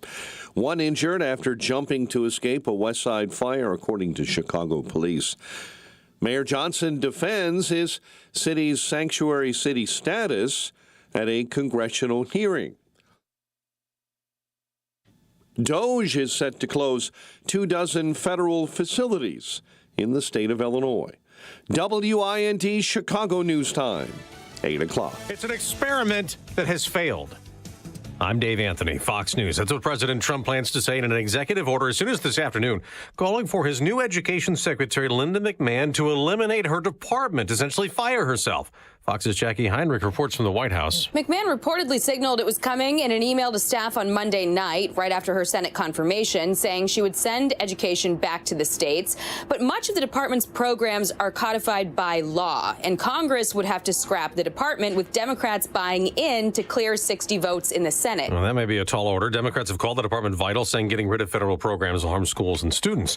Democrats also oppose Elon Musk and DOJ, trying to stop their work to slash federal jobs, and spending in court is out of control and unconstitutional.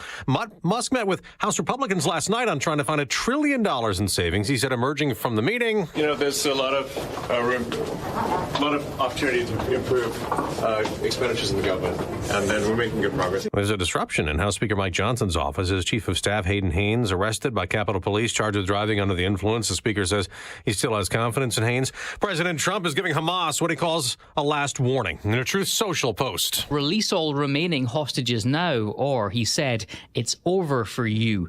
Hamas, though, accuses President Trump and Israeli Prime Minister Benjamin Netanyahu of trying to back out of the ceasefire deal, restating its position that the hostages will only be set free in exchange for a lasting peace. That's Fox's Jonathan Savage. Russia has hit Ukraine with a deadly missile attack in one city, a drone assault overnight in another, after the U.S. stopped sharing intelligence with Ukraine amid contentious negotiations trying to end the war. Special U.S. envoy to Russia and Ukraine, Keith Kellogg, tells Fox. We've gone to the Ukrainians and talked to them, and we're going to continue to talk to the Ukrainians to get confidence-building measures that we can bring to the president. America's listening to Fox News. Sunshine in Chicago. Nice start to the day, 29 degrees at 8:02. Fire crews and hazardous materials specialists trying to figure out what caused a fire at a magnesium facility in the south suburbs Wednesday night. Posen Fire Chief says it started around 11:30 p.m. Fire is out. Building appears to be a total loss. One person was badly hurt jumping to escape a fire on the west side early this morning. Chicago Fire Media says out of 9 others did make it out safely from a building in the 600 block of North Springfield. A homicide investigation is underway after 2 were killed earlier this week in the south suburbs. The victims, a 23-year-old man and a 27-year-old woman, were found Sunday near 167th and Spalding in Markham.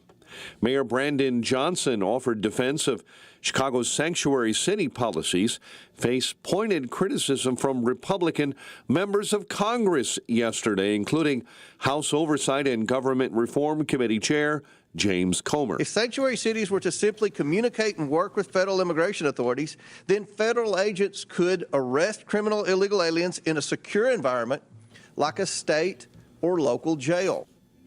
Johnson and the mayors of Boston, New York, and Denver were called to testify. Chicago Teachers Union could soon call for a strike after nearly a year of sluggish negotiations with the Chicago Public Schools. However, the union has learned that the Board of Education could be proposing a budget amendment that would decide how pension payments and the new contract could be funded, which may allow for outside money. And that is why the union has submitted its final proposal to address its 5 remaining must-haves. Creating the conditions to land a very favorable contract that will give our students a better than great chance at getting the schools they deserve. Later this month, the union can issue a 10-day strike warning. The news, a service of AlmostFreeTeeth.com. Overpaying for dental implants is over. Find out how you could save 90% off on average to get your smile back at AlmostFreeTeeth.com. 8:04. Time for the AM 560 Business Beat, a service of Signature Bank. Visit signaturebank.bank for all your commercial banking needs. Now the latest from the Fox Business Network. I'm Elizabeth McDonald, and this is the Fox Business Report. Macy's sales and profit for the holiday quarter are weaker than Wall Street was expecting. It's another sign that shoppers are holding off on buying apparel and accessories because they're unsure about the economy. Macy's imports a large amount of its products from China, so it could be impacted by new tariffs. Its expectations for sales this year are weaker than originally estimated. However, Macy's will be buying back stock, and its Bloomingdale's and Blue Mercury stores are holding up better than the overall Macy's operation. Yum Brands, parent of Taco Bell, KFC, and Pizza Hut, just unveiled new artificial intelligence-powered tools. About 500 Taco Bell U.S. locations have AI voice technology to take drive-through orders, up from 100 last year. That's your Fox Business Report. I'm Ginny Coselda. Invested in you. At AlmostFreeTeeth.com, they're dedicated to making smiles great again. If you have medical PPO insurance, find out how you could save 90% off on average to get a beautiful dental implant-supported smile. Check if you qualify right now at AlmostFreeTeeth.com. President Trump has made some pretty amazing claims since he's taken his seat as president. He's delivering on what he promised. On Inauguration Day, Trump's very first declaration was, "The golden age of America begins right now. From this day forward, our country will flourish.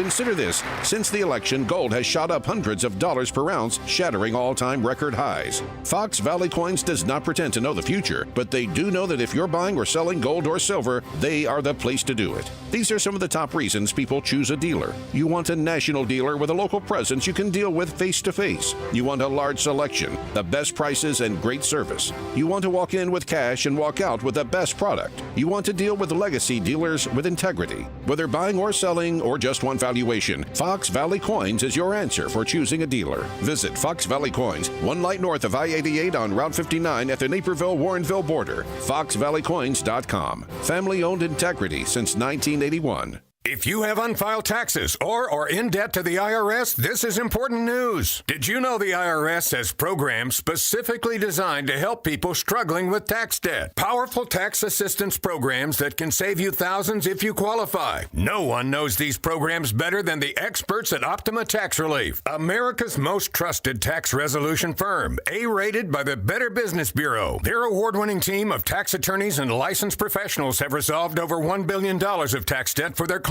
One call to Optima can start the process, helping to end your worries about wage garnishment, asset seizure, and other IRS actions. Make sure you're getting the best options to solve your tax problems. Call the experts at Optima today for a free confidential consultation. Call 800-965-1433. 800-965-1433. 800-965-1433. Optima Tax Relief. Some restrictions apply. For complete details, please visit OptimaTaxRelief.com. It's time to throw your overpriced big wireless contract overboard with a qualifying plan. You can choose an iPhone 14 or a Samsung Galaxy for $0. Pure Talk's U.S. customer service team will make the switch in as little as 10 minutes. No hassle, no gimmicks, just honest-to-goodness wireless price right. Dial pound 250, you say the keywords Pure Talk, claim your new iPhone or Galaxy with a qualifying purchase from Pure Talk, which is America's wireless company. Visit puretalk.com for details. After joining the United States Army, Thomas Kennedy served 2 tours of duty in Iraq and 1 in Afghanistan. But sadly, this soldier's life was tragically cut short. Thomas was killed by a Taliban suicide bomber in Afghanistan. He left behind his wife Cammie and their beautiful twins Maggie and Brody. Tunnel to Towers provided the Kennedy family with a mortgage-free home. Families like the Kennedys need your help. Donate $11 a month to Tunnel to Towers at T2T.org. That's T2T.org. It's 8:09. Let's get a check on the roads. Team Hochberg Traffic Center time. There are accidents all over the suburbs. Lindenhurst, US 45 and Sand Lake. Lombard, North Avenue, right at the Veterans Memorial Toll, I-355. Carroll Stream, an accident lies in Gary. Addison, an accident. Grace in Winthrop. Mundelein, they just cleared an accident. Route 137 right before US 45. Big delays on the Jane Addams eastbound right at Meacham. Tri-State jamming up northbound between Archer and 31st. The Dan Ryan right now, heavy and slow 40 minutes from 95th into the Circle interchange. Chicago's Morning Answer with Dan and Amy continues next. Now, your official Chicagoland weather forecast with Steve Williams. Mostly sunny. It'll be a breezy day today. High 44, cloudy tonight, and a low 33. A bit of snow and rain at times tomorrow. Could see about an inch. High tomorrow 38. Sunny to partly cloudy on Saturday, the high 47. I'm Steve Williams on AM 560. The Answer. 28 at O'Hare, clear skies, and 29 at Midway. Your next news update, 8:30. Chicago's Morning Answer continues next on AM 560, The Answer. This hourly segment is sponsored by TJ Stearns Financial Planning. Certified financial planner Tim Stearns holds a weekly discussion of the financial challenges to secure retirement. Listen Saturday at noon for Protect and Grow with Tim Stearns. Now, from the Signature Bank Studios. This is Chicago's Morning Answer with Dan Proft and Amy Jacobson on AM 560. The Answer.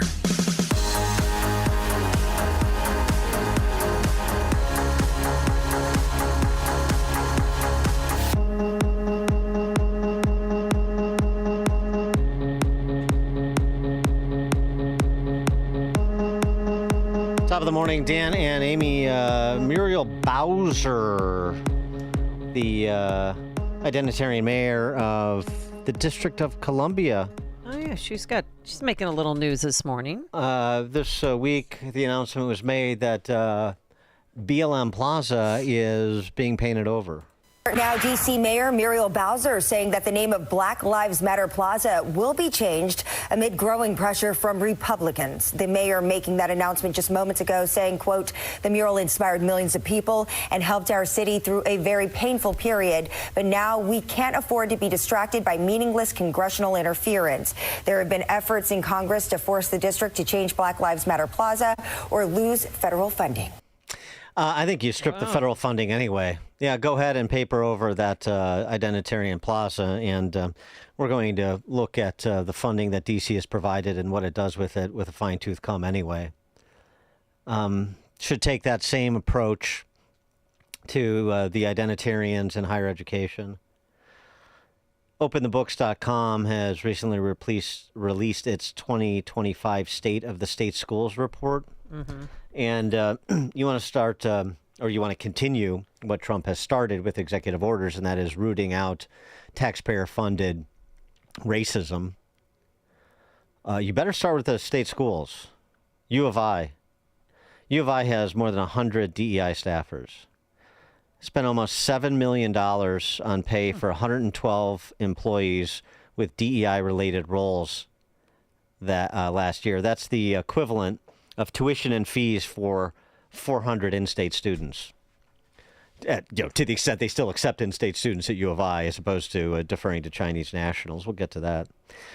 Top of the DEI pyramid at U of I, the Chief Diversity and Inclusion Officer, a woman named Nicole Suzanne Del Castillo, $420,000. The Vice Chancellor for DEI, $228,000. Jeez. The Associate Vice Chancellor for Access and Equity, what's the name there? Nizram Arain, $190,000. Wow. The Executive Associate Vice Chancellor for Diversity, because you need associates and executive associates and assistants to the Executive Associate. Executive Associate Vice Chancellor for Diversity, Gioconda Guerrera Perez, $187,000. Sonia Chambers, the Executive Director, Strategic Initiatives in Vice Chancellor for Diversity. What?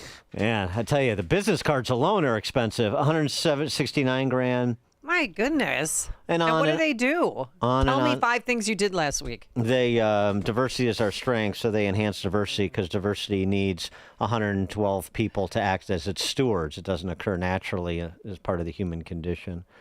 Mm-hmm. I mean, it's just a government-created industry preying on our feelings. To launder our tax dollars, one has said. The Women's Studies Department has become, quote, well-equipped to illustrate and investigate gender and other relations of power, such as sexuality, race, indigeneity, class, nationality, religion, and ability, as these form and inform discourses and practices in historical and contemporary arrangements. Is that on a business card? That's in a course description or a department description, and you wonder why the Women's Studies graduates have to find, a rich woman to marry if they want to live in Hinsdale. Gender and gaming, the politics of fashion, queer theory, fairy tales and gender formation, transnational sexualities. Jeez. The university spent $135,000 last year on organizations with a DEI purpose. So student organizations, in addition to the 112 DEI personnel. Also, they have all these seminars and symposia. University of Illinois, U of I, Champaign, has received $225 million from foreign sources over the last decade. China, by far the largest, at $80 million to the university. In 2019, the university's business school announced Chinese enrollment was so high that it needed to buy insurance to protect against a sudden loss of Chinese students in the event of a breakdown in diplomatic relations between the countries.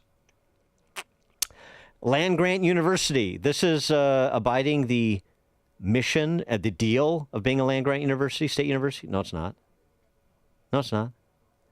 The U of I accepted $2.7 million from Saudi Arabian sources.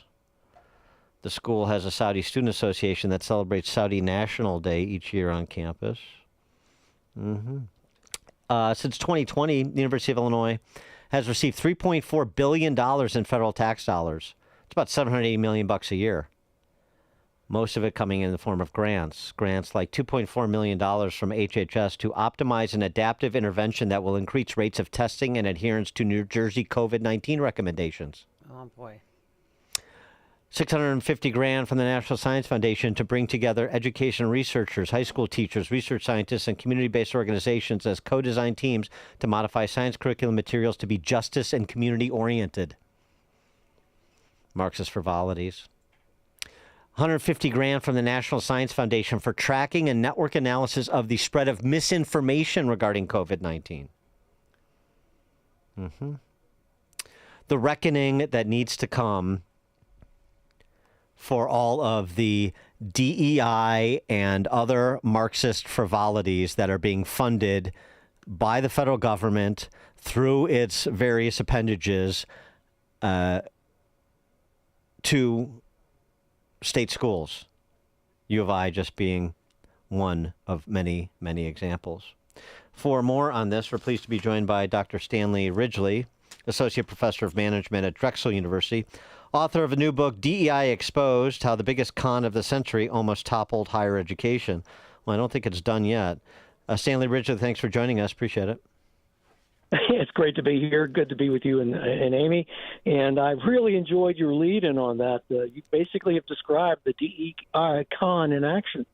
Yeah, and so, I assume that this is not going, unbeknownst to the Doge folks, and we're going to, boy, if we thought we saw some hysterics when it came to funding USAID, wait till all of these professors and their cozy sinecures are jeopardized. All the grant funding that props up these bureaucracies at places like University of Illinois.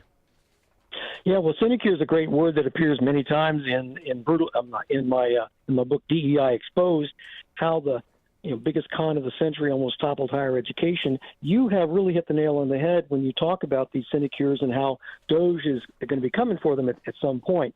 The idea that there's a carte blanche entitlement to federal dollars and to student tuition, parents paying student tuition, to fund these enthusiasms, these trivial enthusiasms, Marxist-inspired enthusiasm. This entitlement is going to be coming to an end. The gravy train is pulling into its last station. And I think that we can be gratified at the new administration's activities in that regard. I certainly am. I'm kind of in the minority on the college campus, as you might imagine. But my colleagues are quite worried. Hand-wringing, et cetera, woe is me. What are we going to do? And I think that these are sort of refreshing change from what we've seen over, the last decade. Well, could they keep their employees and just change their titles? Just to fake out the government? Well, the answer to that question is, of course, they could try, but the administration's on to that. If you look at the letter that they sent out on February 14th that requires them to end their DEI programs, it says quite clearly it will not be acceptable for you to simply change the name, the title of a person, the name on the office door, the title of the program. You're going to have to get rid of the program. And I think that the Department of Justice, Office of Civil Rights, is on to this idea they're going to try to rebrand DEI into something like inclusive excellence. That's what they're going for now. Inclusive excellence. Inclusive excellence. Yeah, it's very Orwellian, right? Yes. Merited diversity. Yeah, I got it. But the question, though, is how to go about this, right? Because I'm not anti-research institution or anti-science, but they use those descriptions to cover what they're really doing, which is practicing identity politics at taxpayer expense. So the question, I guess, comes down to, can these things be pared back with a scalpel while allowing the university to maybe have to reduce the size of its DEI office, but otherwise operate much in the same way it does right now? Or do you really need essentially a zeroing out of these grant fundings and is starting from scratch to just sort of reset the table and make sure that grants that are funded, contracts that are let, don't continue to propagate what I just described here from U of I. Well, I think that the scalpel is not the right instrument to use, because when you start doing that, everyone is in a scramble to justify their position. I like the idea, it's borrowed from business, called zero-based budgeting. We're going to, across the board, roll back your budgets to zero and then let you describe what it is you do and justify any type of budget increase or allocation to you as for your value added to the university. People hate this kind of thing because for the same reason federal workers hate putting down the 5 things they did last week to as far as what are they getting paid for. Professors, staffers, anyone who works for a nonprofit hates this process because they claim that what they do is not quantifiable. Yes, in any, right. In any way. It's neither price on diversity. Well, right. It's neither quantifiable nor describable. If I don't quantify it for you, just describe it. I mean, the next email that should be sent from Doge is to every person with some sort of DEI designation, and I'm sure algorithmically you can contemplate all of the various iterations of DEI titles within these agencies or bureaucracies. But send an email out to just describe what you do in 1,000 words or less. Describe what you do. Yeah, I think a good way of doing that would be to say, describe what you do, and you can't use the words fostering, nurturing, coordinating, supporting. Yeah, right. All of these weasel words that don't really mean anything. And what I do during the day, I foster inclusiveness. That's what I do. Yeah. So you can't use those words, and you really strip the nonprofit types of any way of expressing what it is they actually do, which is basically push paper back and forth to each other, and then preen themselves on their moral high ground and talk about how they're committed to social justice. Well, the other thing too is all of these identitarian departments, the women's studies and the African American studies and every other Latino studies, every other one down the line. I mean, by and large, they're not getting private funding to sustain these departments. This is all coming through taxpayer funding in one form or the other. And yeah, maybe this is a way to backdoor in some students who otherwise wouldn't get in to make your unofficial quotas. But the point here is to say it's not just the DEI bureaucracy. It's also these fraudulent studies programs that wouldn't exist in most universities if they weren't taxpayer funded. Yeah, studies programs are another target of mine in my previous book, Brutal Minds, that we talked about, I think, a couple of years ago on your show. And the studies are basically anytime you see the word studies affixed to a particular quasi-discipline, you got a scam going there, okay? Yeah. This is a multidisciplinary effort to bring together essayists and navel-gazers to do essays and exchange their opinions with each other. Yeah. Yeah, I took a women's studies class at University of Iowa, and it was just a government studies class.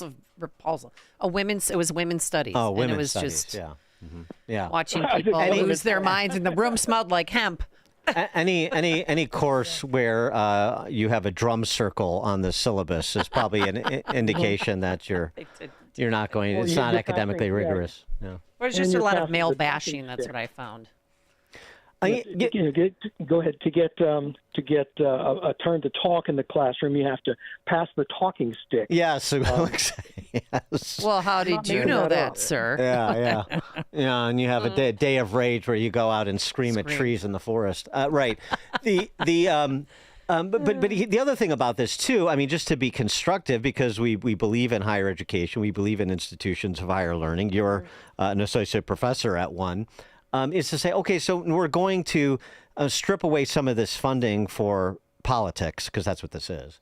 And we're going to put it back into maybe restoring some semblance of integrity within the humanities, and maybe bringing in people that do want to teach Shakespeare, for example. We're going to sort of make Shakespeare cool again, just to use one example of reinfusing some of these disciplines with sort of the Western canons. Maybe there's an opportunity to do that simultaneously.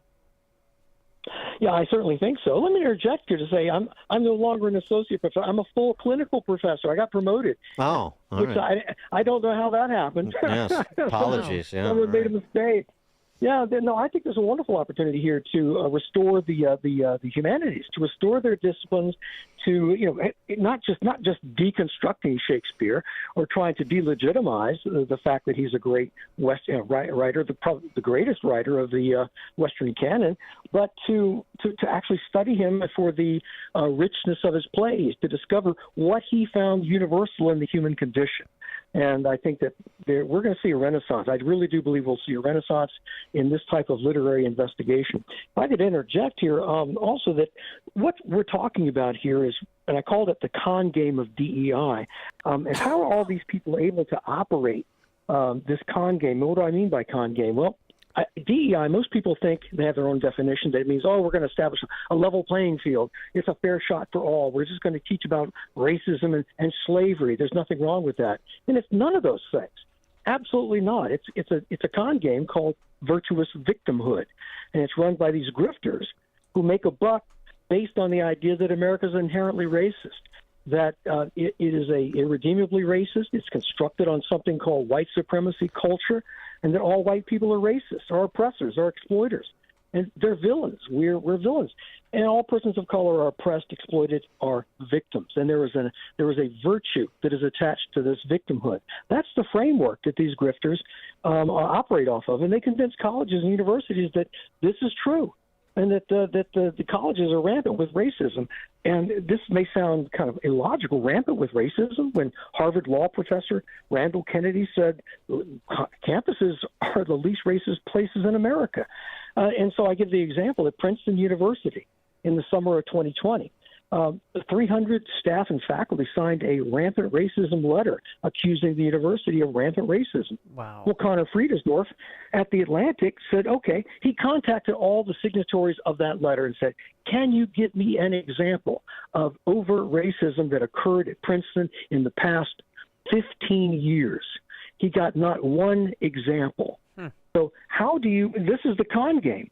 They've convinced people, the administration, the public at large, that racism is rampant on the Princeton campus, and yet no one can offer a single example from the past 15 years of rampant racism. Well, you're right. You got to justify your 112 DEI positions, right? I mean, that's the whole game. Stanley Ridgely, he's a full professor, I'll have you know, management, Drexel University. Also, the author of the new book, DEI Exposed: How the Biggest Con of the Century Almost Toppled Higher Education. DEI Exposed, Stanley Ridgely. Stanley Ridgely, thanks for joining us again. Appreciate it. Always my pleasure, Dan and Amy. You have a good day, okay? You too. And he joined us on our turnkey.pro answer line. Hear about the big stories of the day, then talk about them right here on Chicago's Morning Answer on AM 560. The Answer. Who should control the future of artificial intelligence? Washington or Springfield? If you're interested in learning more about one of the most talked about current topics, mark your calendar for Saturday, March 15th to attend an insightful presentation on the Supreme Court's decision and its implications for bioethics. This talk will be presented by the distinguished Clark Forsyth, prestigious author, professor, and senior counsel at Americans United for Life. Clark has been a co-counsel for parties in 3 U.S. Supreme Court cases and has argued cases before federal and state appellate courts. He has also testified before Congress and state legislatures and is the author of 3 books on law and bioethics, including Abuse of Discretion, The Inside Story of Roe v. Wade. Clark has been published in the Wall Street Journal, Washington Times, Newsweek, and many other publications. The Sag Bridge Mission Society proudly presents Clark Forsyth, J.D., March 15th at 7 p.m. at Sag Hall, 10600 Archer in Lamont. No charge for admission. Seating is limited. Register now at sagbridgemissonsociety.org. That's sagbridgemissonsociety.org. Maha starts with Virago, making America healthy again. With the worst flu season in years, you need an immune system boost. The stronger your immune system, the stronger your body fights and defends against... and... So get Virago. Virago Immune Enhancement Support is a unique blend of 23 nutraceuticals, ingredients that have been available as individual nutraceuticals, but now working in synergy to maximize their effects. Recommended by medical physicians, dentists, and other healthcare professionals, Virago is the nutraceutical cocktail for immune support. Developed to strengthen your immune system for quick response to immune challenges, for short and long-term immunity, antiviral, anti-inflammatory, antioxidant. It even protects your heart, kidneys, liver, all in a unique liquid supplement for better absorption. Order online at myvirago.com. That's myvirago.com. myvirago.com. Use coupon code IMMUNE to save 30%. Quality ingredients for optimum health. Maha. Making America healthy again starts with Virago. AM 560, The Answer. By the way, I mentioned Byron Donalds earlier, running for governor of Florida. He's going to be your governor soon, probably. Maybe Casey DeSantis, I think, is going to run too, so it's going to be a real battle royale down in Florida. But guess who one of the candidates running to replace Byron Donalds in Congress is? Oh, is it one Dan Proft? No. Sean Thompson? No. Obviously not. Okay, well, what? The idea that Sean Thompson could get elected to anything? Okay, all right. Is it a male or female? It is a male. Okay. Is it bigger than a bread box? Yes. Okay. Does he have two legs? No. Who is it?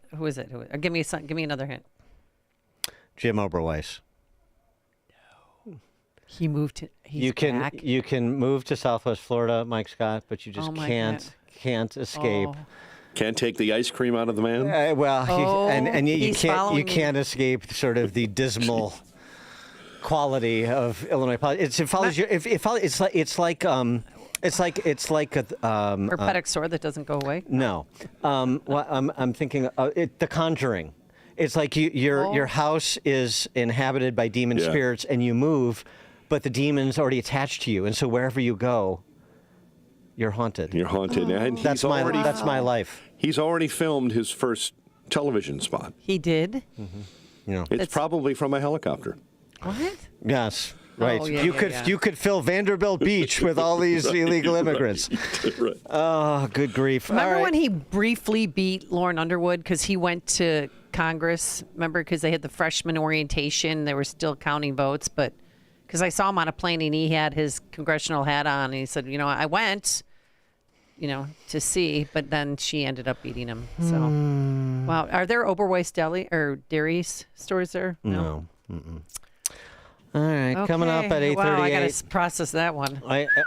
Maybe come down and walk precincts. Coming up at 8:38. Simon Hankinson from the Heritage Foundation joins us to talk more about our sanctuary city mayor and others from big cities around America. 8:38. But now let's bounce right back into that newsroom. Here's Mike Scott. Blue skies at 8:34, and European Union leaders are holding emergency talks on ways to increase quickly their military budgets.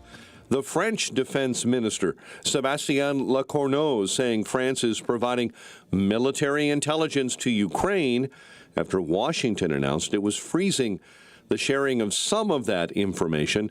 The Trump administration overnight saying positive talks are being held between Washington and Kyiv. The Trump administration says automakers will get a 1-month exemption from tariffs on goods from Canada and Mexico. Fire crews and hazardous materials experts trying to figure out what caused a fire at a magnesium facility in the south suburbs last night. Fire is out. The building appears to be a total loss. A homicide investigation continues after 2 were killed earlier this week in the south suburbs. The victims, a 23-year-old man and a 27-year-old woman, were found Sunday near 167th and Spalding in the Markham community. Chicago sports, Blackhawks lost to Ottawa 4-3. The Bears getting serious about rebuilding that offensive line, keeping Caleb Williams upright. They trade for another Pro Bowl guard, acquiring Joe Thuney from Kansas City in exchange for a 4th-round draft pick. College hoops, well, the madness kind of gets started tonight. Missouri Valley Conference tournament in St. Louis. Arch Madness, if you will. UIC takes on Valparaiso. The news, a service of almostfreeteeth.com. With the Blue Cross Blue Shield PPO or FEP, you can save an average of 90% for dental implants and get 100% of your smile back. Check if you qualify at almostfreeteeth.com. A check of traffic and weather on the way next on AM 560. Would you go to court without a lawyer when the other guy is lawyered up? Or are you going to go it alone and learn law and procedure as you go? When you have an insurance claim for your home or business, it's the same thing. This is Dan Lights from Crosscom. We inspect your property, file your claim, negotiate the damages, and maximize your settlement with your insurance company. Insurance companies will send out their inspectors that work for them, get paid by them, and represent them. Not you. If we complete the repairs approved by your insurance company, our service is free. Crosscom Public Adjusters has turned denied claims into approved claims. We've also increased insurance claims anywhere from 23 to 1,000%, and we could do the same for you. We are licensed by the Department of Insurance and work in Illinois, Northwest Indiana, and Southern Wisconsin. Crosscom Public Adjusters, 630-871-5500. Online at crosscominc.com. That's crosscominc.com. Crosscom, building trust for over 20 years. In 2012, the Journal of Cognition and Emotion published a study that showed that we make a decision to trust a person within 100 milliseconds of seeing their face. Making a good first impression has never been more important, and you can make that positive impression with a professional headshot from Tom Killoran Photography. Whether you're a job seeker trying to land your next position, or you're looking to build your business by connecting with prospective clients and customers, you need a high-quality headshot to use with your resume, portfolio, website, or other marketing materials. The experts at Tom Killoran Photography can work with you to capture the exact look you need for your professional presentation. Tom Killoran Photography is also the official photographer for AM 560 The Answer. To learn more and to see a sample of their work, just visit KilloranPhotography.com. That's KILLORAN Photography.com, or call them at 708-361-0025. Tom Killoran Photography, capturing important life moments for over 30 years. Wondering what future path your child or grandchild could take? While college is great for some, it's not the only way to build a successful, meaningful life. Skilled trades are in high demand and are full of gratifying opportunities. And getting there is less costly than college through apprenticeships and trade schools. So if your child likes working with their hands, consider the opportunities in construction, where thousands of positions are waiting to be filled. With trade schools and apprenticeship programs, you earn while you learn, providing hands-on experience, technical training, and a paycheck at the same time. Imagine no student loan debt, just a direct path to a rewarding career. Plus, skilled trades offer competitive salaries, often higher than some college grads, along with union benefits like health insurance and pensions. Steve Jobs said, "The only way to do great work is to love what you do." So if your child loves working with their hands, help them explore this incredible path. Construction could be their gateway to success. Learn more at the Contractors Association of Will-and-Grundy County's website, cawgc.org. 8:39. Let's get an update on the roads. We do that in our Team Hochberg Traffic Center. And we'll start on the Kennedy, where right now it's an hour 13, O'Hare into the Burns Circle interchange. Kennedy outbound 45 to the big airport. Accident, right lane blocked outbound on the Stevenson right at State Street. And delays on the Dan Ryan coming inbound, sitting at 35 minutes, 95th into the Circle. Chicago's Morning Answer with Dan and Amy continues next. Breezy in your morning forecast. Bit of sunshine, a high of 44, overcast 33 overnight. Tomorrow, snow and rain at times. We could see a coating to an inch and a high of 38. Mostly sunny and 29 right now. Your next news update is at 9. Chicago's Morning Answer continues next on AM 560 The Answer. Now, from the Signature Bank Studios.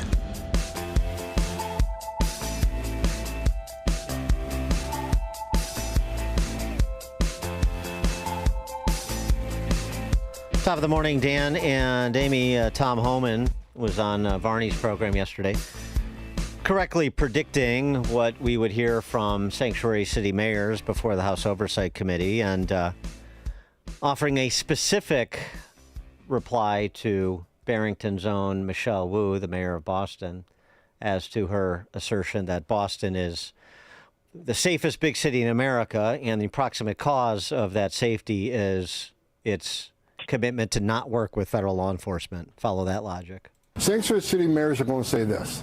We're a sanctuary city, we're a welcoming community because we want victims and witnesses of a crime to feel comfortable coming to the police and report a crime as a victim or witness without worry that we're working with ICE. That is a false narrative because victims and witnesses of crime do not want the bad guy back in the community. They would much rather this person be taken in custody of ICE after the county's done with them. That's the message. Sanctuaries are sanctuary criminals. And as far as the mayor of Boston saying safest city, well, I know 9 children that would disagree with her. 9 parents, sets of parents whose children were sexually assaulted, raped by people who are not supposed to be here in the country legally. So we're going to provide real examples of people that they've released from custody in these sanctuary cities that ICE took a lot of time to find these people and take them off the streets. And who knows how many children were attacked by these people between the time the county released them and ICE was able to find them, because sometimes it takes months. So we're going to present real life situations on real victims of real illegal immigration crime. Well, it's not only that. It's sanctuary city and state jurisdictions also victimize people who don't live in sanctuary jurisdictions. I mean, that's the case of Laken Riley, isn't it? Mm-hmm. Yeah. Laken Riley's killer, released in New York, made his way down to Georgia, where he killed Laken Riley. I mean, this was, of course, something that Trump focused on in his joint speech, in a speech to the joint session of Congress the other night. And that drew this response from one of the more thoughtful members of the House Democrat caucus. Of course, I'm talking about Maxine No Justice, No Peace Waters, who said this. I really did not like the way he used the tragic incidents and the families that were there, who, of course, appreciated, what they think is their president caring about what happened, to the 12-year-old and to others who were victims. And we all feel sad and bad for them, but he misused them. He misused them. And what he did was he focused on them instead of focusing on the real issues that we're dealing with now. And those real issues that we're dealing with now will go unnamed, of course. For more on this, we're pleased to be joined by Simon Hankinson. He is Senior Research Fellow in the Board Security and Immigration Center at Heritage Foundation. Simon, thanks for joining us. Appreciate it. It's my pleasure. How did you enjoy the testimony from our fair mayor, along with Michelle Wu and Mike Johnston and Eric Adams? Well, I for some reason thought it would be like a 2-hour hearing because those are the ones that I've been to recently. And I was disappointed to see that I lost 6.5 hours of my life. Can't get it back. I can't get it back. I lasted about 3 and then you're like, I'm done. I can't do this anymore. Once I was committed, I had to sit all the way through it. And there were some interesting moments, some fireworks, but you don't come out a whole lot smarter, let's face it. Nobody changes their mind. Yeah. Some of the members just use it as an opportunity to make their campaign speech. They lob softballs at their friends along the lines of, how bad is this policy that I don't like? Or how fantastic is this policy that I support? Uh-huh. And then, you just waste another 5 minutes listening to someone say something you've already heard before. There's some interesting moments when they kept trying to get Adams to either plead the fifth or, admit that there was some kind of quid pro quo, some kind of deal between him and the Department of Justice about enforcing immigration law in exchange for them dropping charges. But, he didn't play ball. He'd obviously done his homework, and he managed to dodge that one. But, yeah, it was not a hearing after which I think anybody came out a whole lot smarter or changed their mind. I just wish that there would be more emphasis on developing the logic from the premises the sanctuary city politicians start from, for example. So, in every other instance, I expect I would hear from all of these mayors that, number one, they want criminal justice grant funding from the Department of Justice. They are happy to work with the U.S. attorney's offices in their cities, including to interdict organized crime, in the form of, say, organized street gang crime. And federal prosecutors work with county prosecutors, and law enforcement is always touting collaboration, state, federal, local. Post 9/11, I mean, this was the order of the day. It's been the order of the day for 20 years, except here. So for some reason, collaboration up and down the food chain with law enforcement on both sides of the criminal justice system is a good.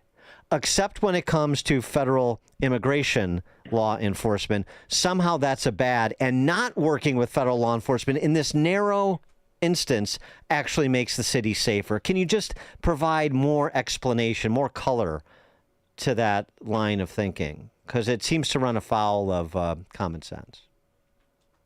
Well, yeah, I mean, I think this is the big question of our time is you've got people who are globalists who believe in a right to migrate. They don't believe there's any such thing as an illegal immigrant. They're just they call them newcomers. They're newcomers in our city, and we need to treat them like anybody else. And that's one question I would have loved for them to ask is, do you think that there's anything that an American citizen should get that an illegal immigrant should not? Right. And I would doubt that anybody except maybe Adams could say yes. Okay, driver's licenses, voting, housing, schooling, emergency medical care, health insurance. You go right down that list, and I bet you Mayor Wu and Mayor Johnston and Mayor Johnson would all say, yeah, they should. I don't see anything that an illegal immigrant doesn't deserve to get that an American citizen does.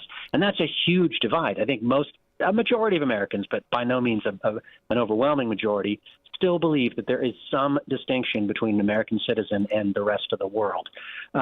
Well, that's why. That Brandon Gill from Texas, we had on the program earlier. I thought he did the best job with Brandon Johnson because he just went down the list. Do you support driver's license? Do you support health care? Do you support allowing them to vote in local elections? And so, free or reduced college tuition, all that.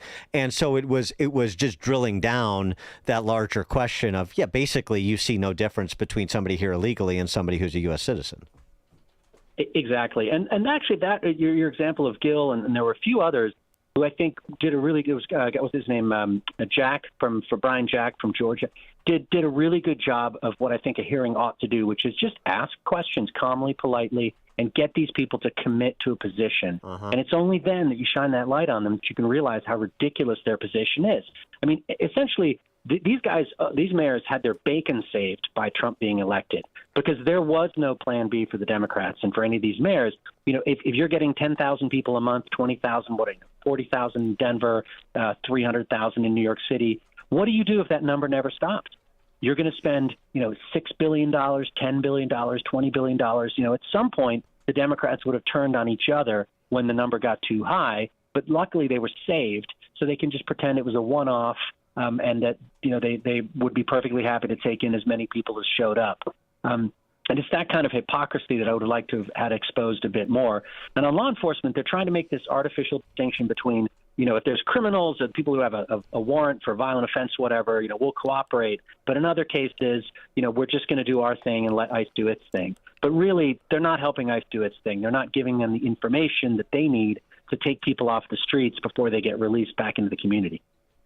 Yeah, I mean they're not, but also just to accentuate your point, the idea, of course, people who present a public safety threat, they should be removed, deported. Some of these sanctuary city politicians, not all, will say that, but they don't act in furtherance of that. I mean, Brandon Johnson saying, we don't harbor people in Chicago. We don't harbor illegal immigrants in Chicago. No, I know. You release them. You're not harboring them. You just release them. Right.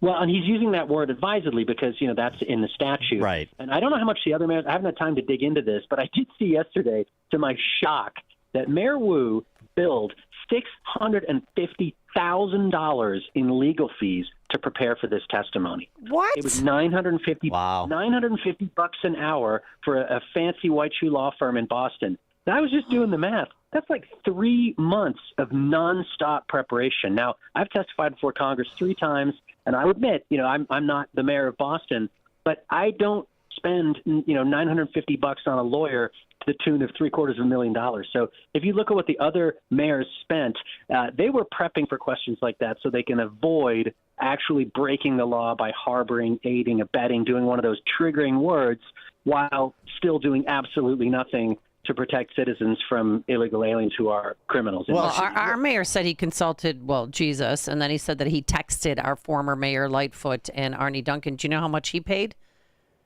No. Real consulting fees? Well, Michelle, I mean, to be fair to Michelle Wu, What? I mean, she had to learn how to say, you are Boston in several languages to all the people who want to come to this country illegally across the world, right? I mean, took some studying. And Mayor Johnston, a bunch of times he was asked from Chicago, he was asked, well, how much of your budget or how much money did you spend on illegal aliens? He said about 1% of the budget. And somebody asked him, well, how much is that? I think it was Byron Donalds from Florida. And he said, well, I don't really know. How you don't know? You must be a pretty terrible mayor if you can't figure out, A, you don't know your city's budget, which I looked it up, about $18 billion, and B, you can't do the math to figure out what 1% of $18 billion is. Yeah, or C, he didn't want to say $750 million in an open hearing because that sounds like a big number. And it is a big number. What about the mayor of Denver, Johnston? I mean, he seemed pretty open, and when they asked questions, he didn't hesitate. He didn't blame Governor Abbott all the time like our mayor did. I think he's a smart guy. I mean, honestly, he was just the better performer.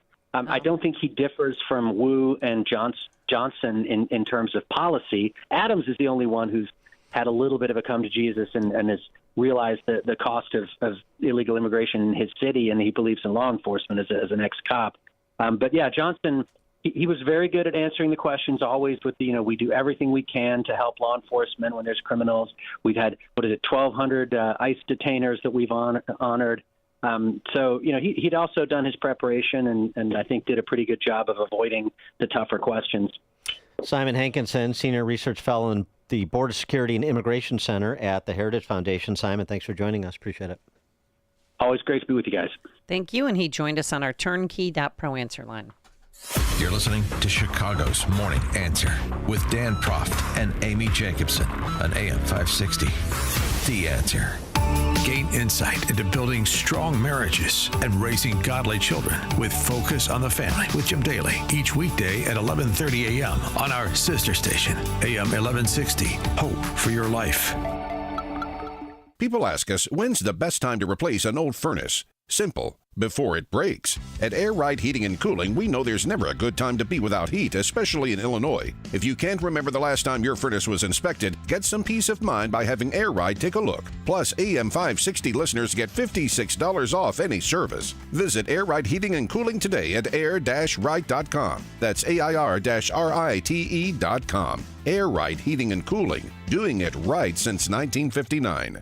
Signature Bank is Chicago's fastest growing independently owned business bank. It's a bank where relationships still matter. Signature Bank knows your name and your story. I'm Dan Proft, and I know this because Signature Bank is my business bank. I'm Robert Anderson, president of McLaughlin Body Company in the Quad Cities, and a customer of Signature Bank. When our 100-year-old family-owned manufacturing company was looking for a new bank, we found an excellent partner with Signature Bank. Signature Bank understands the challenges with manufacturing in today's highly competitive environment. We recently participated in a new markets tax credit program, and we're fortunate to have the experts at Signature Bank help us navigate the complexities of this program. With Signature Bank's support, we were able to expand not only our facility, but ultimately our business. If you're looking for a trusted banking partner for your business, look to Chicago's own Signature Bank. Signature Bank is looking for their next success story. To learn more about turning your business vision into reality, visit signaturebank.bank. Signature Bank, helping local businesses succeed. Member FDIC, Equal Housing Lender.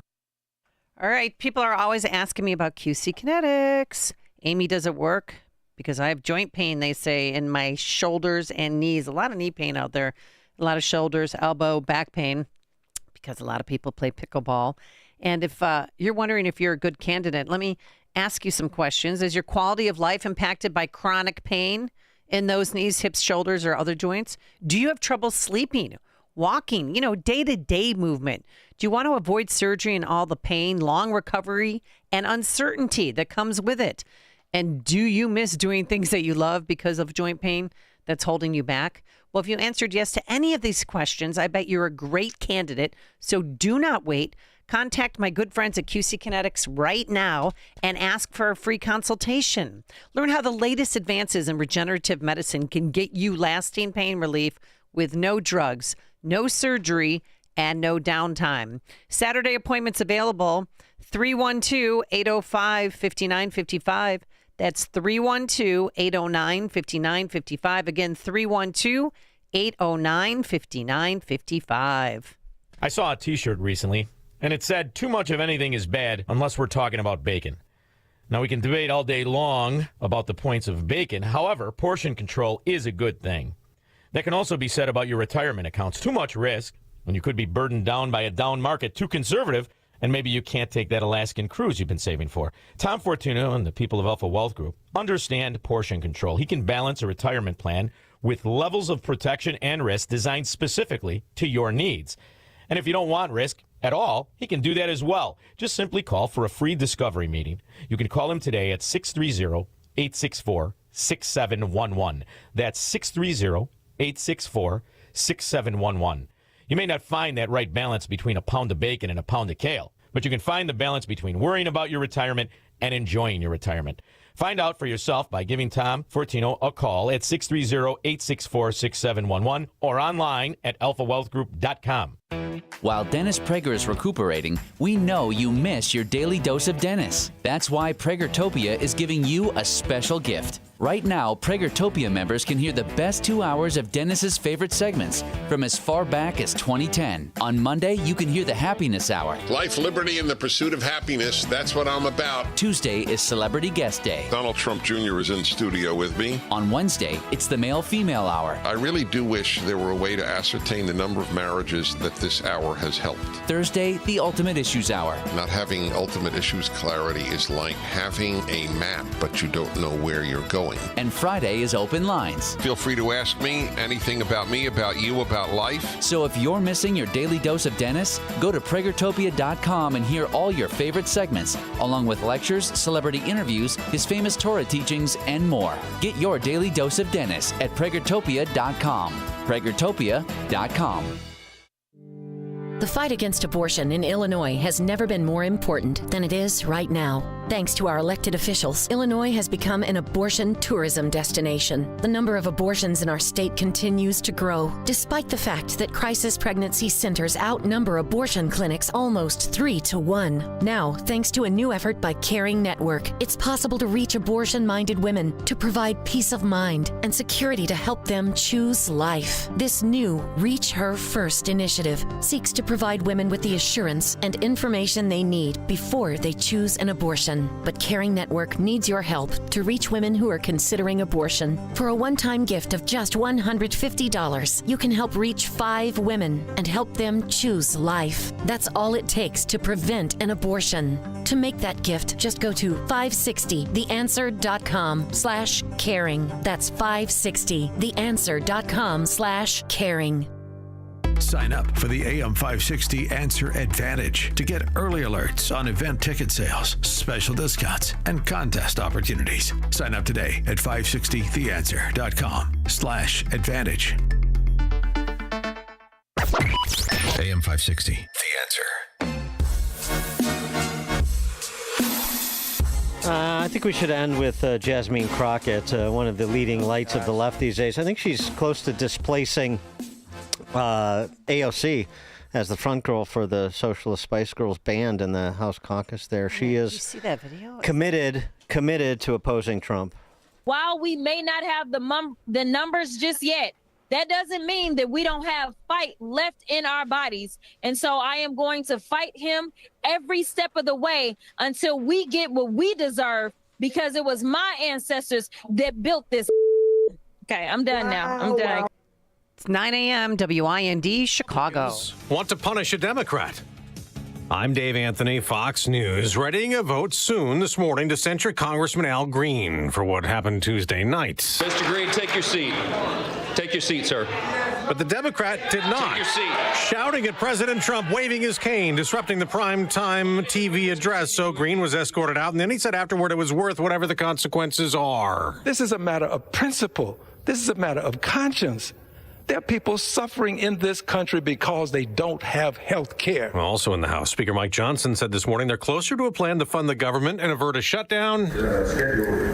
Probably on Tuesday. Hard to hear him there, but he's hoping for a Tuesday vote ahead of a March 14th funding deadline. Last night, Elon Musk met with House Republicans on Doge's work that Democrats call unconstitutional to slash federal jobs and spending. And amid reports of big layoffs looming at the Department of Veterans Affairs, GOP Congressman Derek Van Orden says, I expressed very clearly the concerns of our veterans community. And Mr. Musk was explicitly clear that we will make sure that we have no degradation of the benefits for our veterans that they have earned. Now to the White House, where Fox's Jackie Heinrich reports President Trump keeps pushing to get rid of a cabinet agency he says is an experiment that's failed. According to the Wall Street Journal, the president could issue that executive order as early as today, directing Education Secretary Linda McMahon to, quote, take all necessary steps to facilitate the closure of the Education Department based on the maximum extent appropriate and permitted by law.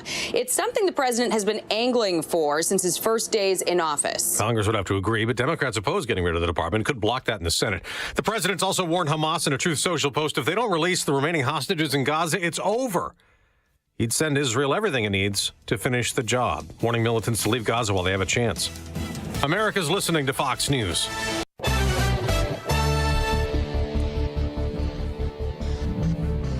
.29 degrees at 9:02 on AM 560. The Answer. Good morning. I'm Mike Scott. Fire crews and hazardous material teams are trying to figure out what caused a fire at a magnesium facility